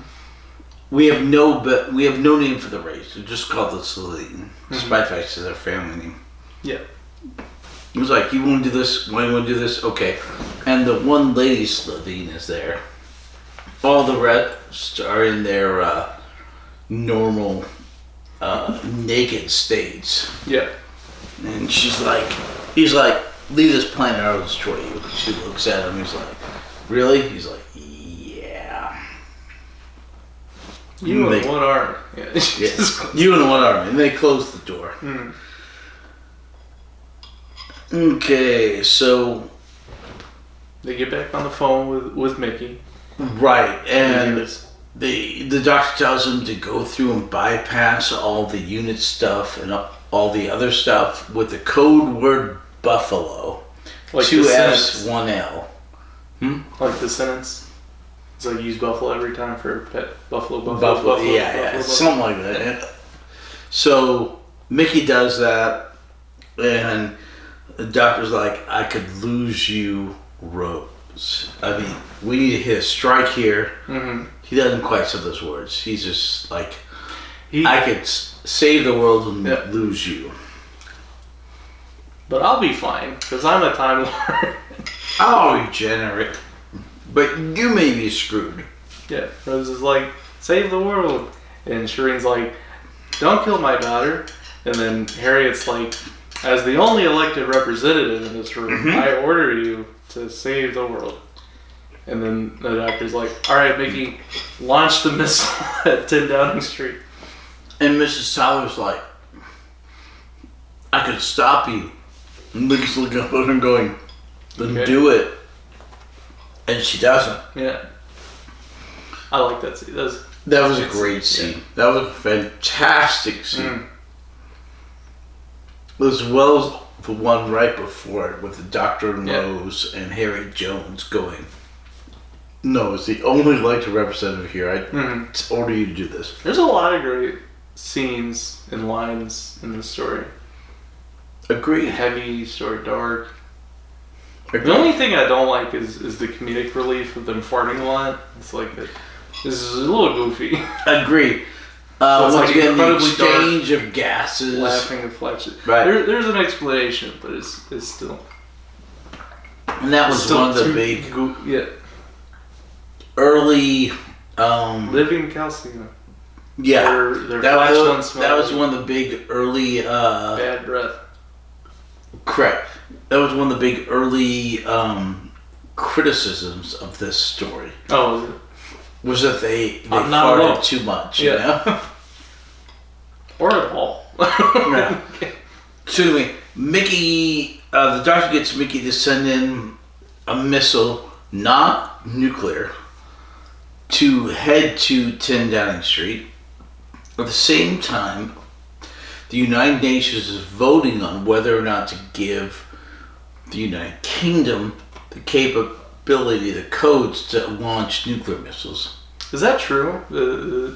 They can't launch their own nuclear missiles? I don't know. Only the UN? I literally do not know. Because I didn't hear about that. No clue. Because if there's a nuclear exchange, you don't really have time to be like, hey, can you have a meeting and vote on this? Like that defeats the whole. All right, the United States, assured Russia, and China will never give up that capability. There are other countries that possibly could, including the United Kingdom, France. Why does France have nukes? They figured it out. They made their own? Yeah, they actually figured it out. Oh. Unlike China. Russia figured it out. China, and when Russia left China, they shredded all their documents. Because they had a spat in the 50s, 1950s. But China had the manpower to put together the shredded documents and figure out how to build nukes. Israel has them. They don't. They were given them. They were. Nobody acknowledges this, but they have them. The UK, of course, United States, France, Russia, China, Pakistan, and India. And they took the nukes out of Cuba, right? Russia did. The 1963, yep. Not Gorbachev. That was during Khrushchev, I believe. Oh. When did France figure out how to make nukes? 50s, I believe. Wow. North Korea has them now. And I think this is the sum total of countries that have nukes. Yeah, like 9. It's crazy that like something like that. Once you know something's possible, like then people are able to figure it out. But until you know it's possible, it's like I don't know. So it's like the people that break the world record. They're like, oh, that time's impossible to run, and then someone does it, and they're like, oh, that's possible, and then more people do it. Can't break a 4-minute mile. Oh, suddenly we're breaking 4-minute miles. Yeah, exactly. But once you know something's possible, it becomes more doable. Yes, exactly. So it's like a mental barrier. All right, where were we? They launched the nuke at 10 Downing Street. And No, Rose they is launched the regular missile. Or not the nuke, yeah, not nuclear. And Rose is like, 3 inches of steel. And the doctor's like, that might not be enough. And she's like, well, it's like an earthquake. Just let's stand under this doorway. Right. Rose gets Harry and the doctor to get into a cupboard. The same closet where they had the dead bodies, but they moved out the dead body. Yeah. So they hid in there. The missile hits. Just before it does, all the soldiers leave, which is good. So they didn't die. Yeah, they have the early warning thing. Right. And then the Slitheen all die. The anti-missile stuff and Mickey's shutting it down as the missile's traveling. He's shutting down the anti-missile. So the soldiers have the early warning system, so they're evacuating. And then the one soldier goes up to warn the acting prime minister and stuff. He opens the door and they're just the naked Slitheens. And he goes, oh, sorry, never mind. Exactly. Like, what was that about? The missile. And then all the Slitheens are gone. They're like, oh, this was your suit. This was your suit. This was your suit. Mm-hmm. We can't go out there like this, but we wouldn't have enough time to put on the proper skins. And they all die in the blast, you know.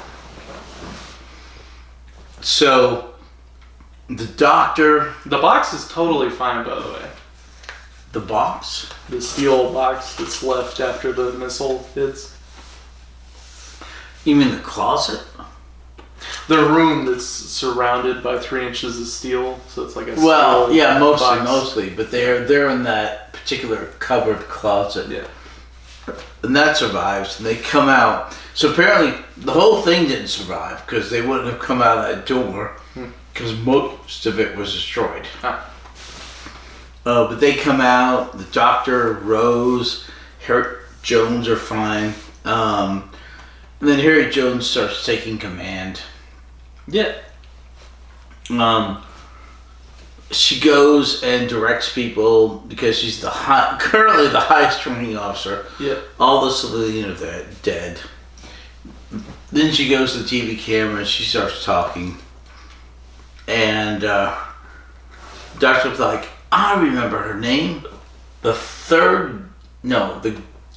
golden age of the United Kingdom. She runs for, she is elected 3 consecutive terms as Prime Minister and leads the golden age of this country. So how is it that she's elected off the back of her giving the speech of humanity has survived this alien threat in humans, and then the next day they're like, oh, that's a hoax. That didn't happen. There aren't aliens. Well, it could happen. Nah, I'm not buying it. Anyway, she becomes Prime Minister not that long because the previous Prime Minister's dead. Mm-hmm. She took charge in a situation and she becomes Prime Minister. And we see her again. Oh, yeah. Yeah. And just like we see the Asian Doctor again. Yeah. The female Asian Doctor. Same actress or same character? I think both. Oh, okay. Definitely the same actress. Mm-hmm. I think the same character. Okay. Anyways, they only have so many actors in the United Kingdom, yeah. So, but all the actors for Torchwood are almost all seated in the first series of Doctor Who. And possibly by Genghis Khan. Wait, what? And possibly by Genghis Khan? No, but possibly seeded by Genghis Khan. They're probably loosely related to Genghis Khan. We will actually get there. Trust me. There's a Doctor Who episode about Genghis Khan? We've already had one that stated the hordes of Genghis Khan could not get through the TARDIS door. And they tried. Yeah.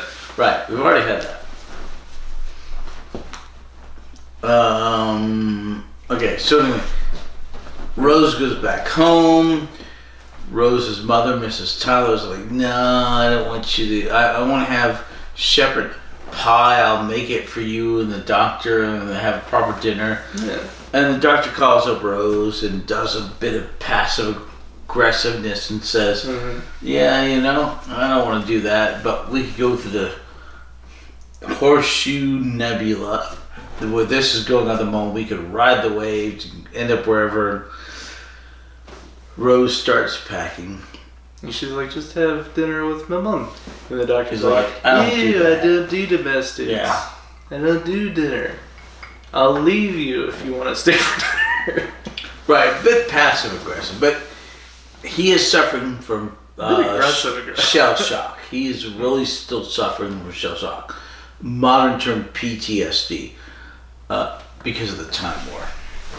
Yeah. Yeah. So she packs her bags. She goes to the doctor. Mickey's there, kind of waiting. Okay. Did that cure your hiccups? No. That scare you? A little. Oh. Mickey's there, kind of waiting. Mrs. Tyler's there, kind of waiting. And they see Rose off. Rose takes her backpack, goes to the doctor, and Mrs. Tyler's all about, can you protect her? Can you guarantee she'll be safe? Can you do this? And the doctor is quiet all throughout. Wonderfully quiet. And Rose mollifies her mother, mollifies Mickey, and then she goes to the TARDIS and they leave. It's a great scene. There's this heart-wrenching moment where Shrin's like, please don't go. And Rose just doesn't answer.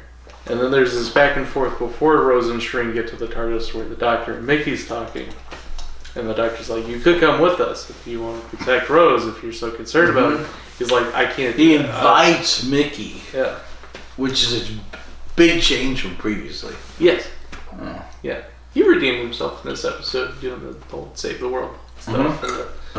So the doctor's like, you could come with us, and Mickey's like, I can't do that. That's just not my life. I can't keep Your on. world is too dangerous for me. Yeah. And then he's like, but don't tell Rose that. Right, and then we have this doctor, great scene where yeah, he holds firm. You know, Rose is like, you can come with us, Mickey. The doctor's like, nope. He's a liability. He's not coming with us. Fantastic save for Mickey by the doctor. Yeah. good scene. And then they leave, and Rose is like, it's time travel. I'll be back 10 seconds from now. And the doctor doesn't say anything. And then they leave, and then Shireen stands there and counts out the 10 seconds. She goes, 10 seconds to Mickey. And then she turns and walks back to the house. Mickey sits back down and reads the newspaper or whatever. Great scene. A lot of really good scenes and lines in this story. Agreed.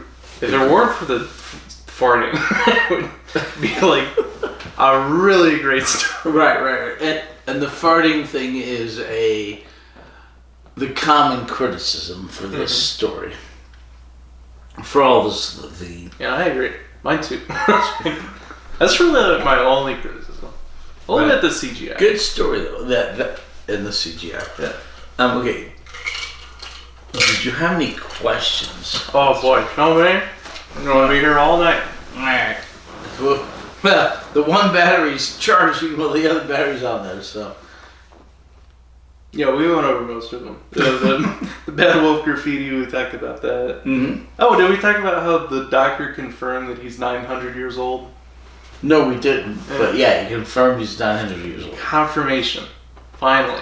After decades of speculation based off of the 500-year diary, 700-year diary. In the old stuff, his age was moving along. Mm. By the time we got to the end, he was 1,000 or something. In this, he's 900. Oh, so he's lying about his age. No.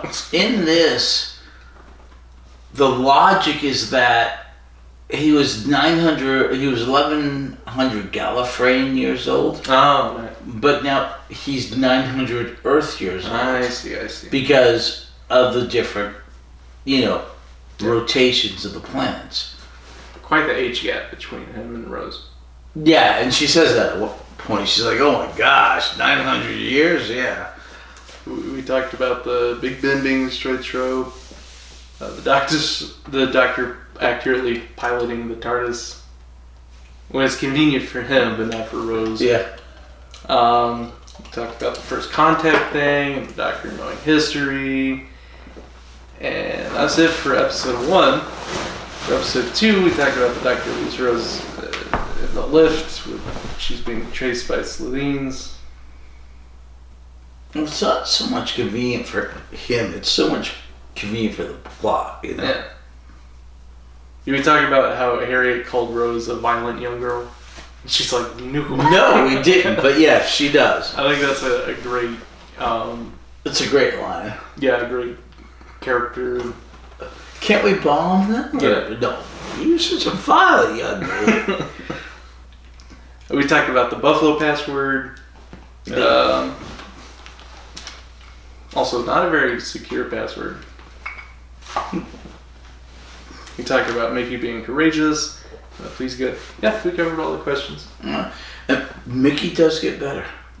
He continues to toughen up and strengthen. He comes back. Oh yeah, he does. Through all of Russell T Davies' first run. In bits and pieces. Cool. And like I said, the young Asian lady doctor comes back in Torchwood. Here, Jones comes back several times. Also in Torchwood? No, in the proper show. Oh. I like Mickey's character. And in crossovers. Mickey's character is good. I like him. He's a Turlo. I think he's better than Turlo. I like Mickey more than Turlo. Yeah, I agree with that. The only likable thing about Turlo was like his last scene. But other than that, not a very likable companion. His last stretch is... No, several last stretches are good, but... Yeah, Turlo's pretty bad for the first half of his run. And he finally gets decent in the last half of his run. Most of the second half. Yeah. We got Doctor Who news? Doctor Who news. Okay, so... So that was released... Just recently. 9 days ago. That is the 5th Doctor's final season. It was released on Blu-ray here in the United States. It covers the... Here first. Full... I doubt it. Breaking news. It covers the final season of the 5th Doctor, including the very first serial of the 6th Doctor. You just tagged that on there? Well, that particular season had the 5th Doctor end and regenerate with one more serial to go. Oh, yeah. Yeah. The season had the first... The first serial of the 6th Doctor. So, that's out. They don't normally do that. No, it happened between the 1st and the 2nd Doctor. And it happened there between the 5th and 6th Doctor. But normally, a Doctor regenerates at the end of a season. Normally. Is James Bond a Time Lord? Is he regenerating? Into Pierce Brosnan? And then Daniel Craig? And then a woman? Okay, so we do get a James Bond. In Doctor Who? In Doctor Who. Oh. As Rassilon. Ooh. We finally get to see Rassilon. Yes. And the sash of Rassilon. And it's a James Bond. And the house slippers of Rassilon. And the smoking jacket of Rassilon. But we do get that eventually in Doctor Who during David Tennant. Oh, cool. Yeah, and which James? I think it's Pierce Brosnan. Oh, I love Pierce Brosnan. I think it's Pierce Brosnan. He's the best James Bond. He had all the gadgets, man. You watch James Bond for the gadgets. And Pierce Brosnan is the gadget James Bond. You are so much younger than I that I will forgive this gaffe, but Sean Connery is the best James Bond. Sean Connery didn't have any cool gadgets, man. Okay. He had a block of Sean concrete. Connery is my generation. Pierce Brosnan might be your generation, but the super spy, advanced, cutting edge technology of Sean Connery was that he has the cement block that erects from his Aston Martin when he's getting shot at. Okay. To be fair, you're correct, but still, Connery was the ladies' man, and he's got that. I'll give Brosnan the gadgets, but oh my gosh, Pierce Brosnan's good at the ladies' man stuff too. It doesn't kiss Connery until after. I would argue Connery's better, yeah, or was better. Rest in peace. I like the scene where Connery's getting squeezed by the sumo wrestler, and in defense, he digs his fingernails into the butt cheeks of the sumo wrestler. Which is what you learn. God. I forget which movie that was. Self-defense. But Super Spy Kung Fu. But anyway, we do have at least one James Bond in Doctor Who, and we will get there. Cool. I hope it's Pierce Brosnan. It is. I think it is Pierce Brosnan. But anyway, so that came out. Pick that up. So, alright. I told you last time about the Tinder for Doctor Who. The dating app? No, not Tinder. Tender. Tender. Okay. So Doctor Who, like the bird, like to start a fire? not What do you mean by Tinder, tender. Alright. You're saying the same word twice. No. Like Tinder? Tinder, Tinder. That's how the app spells it. That's how the app is. Yeah. And that is the stuff you put in the fire to start it. I thought Tender is to be nice to somebody. Tender, to be tender. Or in this case, when the BBC puts a show out to tender, it means they're looking for somebody to produce it. And I thought it was completely canceled. The Christmas special for this year was canceled. But they are looking for a producer for the show. And I think the BBC Studios, which has produced the vast majority of Doctor Who, everything except the Disney years, they are looking to continue producing Doctor Who, but the tender says, this is what we want, this is how many episodes we want, this is how much money we can put into it, we want you to produce it, and then companies vie for the ability to produce the show. It's like a bidding on a contract to construct the Yeah. Did someone? I want you to build my house, but here's the bid. You know? Yeah, but no one wanted to bid on it. But did someone pick it up? Is that the news? Well, no. The news is it's gone out to tender, and they're looking at it right now. Yeah. So the show is not necessarily canceled so much as it has been put out to pasture, put out to tender, while they look for a producer who's going to do what they want him to do. I hope it goes back to the BBC from Disney, and I hope it gets a whole lot less woke. So to recap, not Tinder, not Tinder, not Tinder, Tinder, not Reed. Money is Reed. tender. Tender. Yeah. Money is actually tender. Yes. Legal Tinder. Yes. What are you talking about? That the word tender means a lot of different things. Mm-hmm. Yeah. Mm-hmm. So not tender, tender. Many words in English have a lot different meanings Yeah. depending on the context. So I'm not saying read, I'm saying read. Not read. Many different words in English have a lot of different content. Oh my gosh. Any Are other we going to run out of documentaries? this battery? No. Okay, so, yeah, what are you talking about? Any other Doctor Who news? So that season, the third season of the Fifth Doctor came out. Season 21, 3, 5, 7. Yeah, season 21 came Doctor out. Who's old enough to drink. But we have no further dates in the U.S. currently. There's good news, like I said, about the tendering of the future of the show. Mm-hmm. And the BBC was talking about doing it up 60 years, and I'm like, good. As long as it's not just 60 episodes over 60 years. Yeah, it might be. But we're still waiting on. We're missing the Key of Time, Mm-hmm.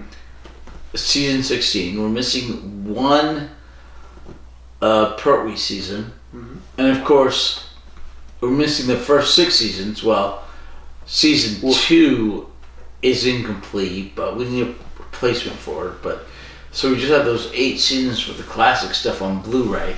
Once they finish complete the seasons, either by finding the episodes through the current company trying to do that, and or animating them. You think they will find any more episodes? I think they will. I think it's why they're delaying the animations. I hope Makes and sense. pray that they're working on the Daleks Master Plan, which is a giant project, which is why other stuff is being delayed.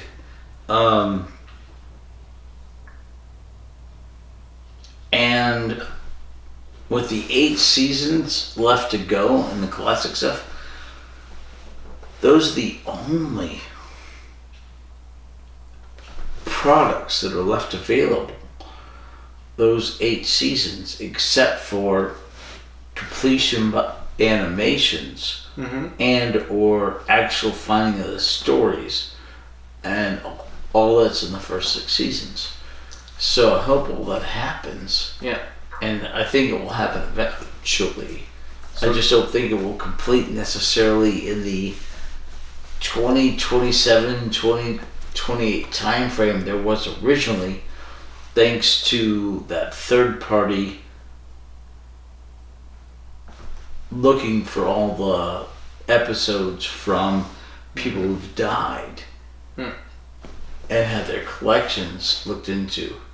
So we might be going to 2030 or 2031 or 2032 on all this. The year 2032? Yeah, it's only 6 years from now. Yeah.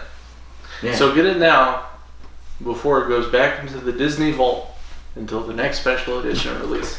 Disney has nothing to do with this anymore. Oh, speaking of which, the War Between the Land and the Sea has still not been released on Disney Plus.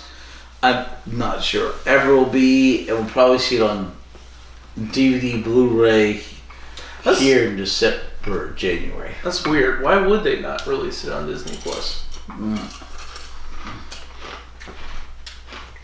That's like free money. Not exactly. Are they doing the tax write-off? Are they doing the back roll thing? Okay, it might be a tax write-off, it might be a background thing, but no, when you put a show on your server, if that show is watched, you have to pay for the server time. Yeah, but And- people watching it brings in Revenue, screen yeah. time and subscriptions. But you also have to pay out royalties to the actors and people. So in some cases, it's not worth carrying a product. You're better off writing it off. And that happened to the recent Batgirl film. Yeah. And others. And so Disney, I think, has been super sour on Doctor Who due to the Super Bowl content in the modern era. We'll get there. And I'm sorry, but we'll get there.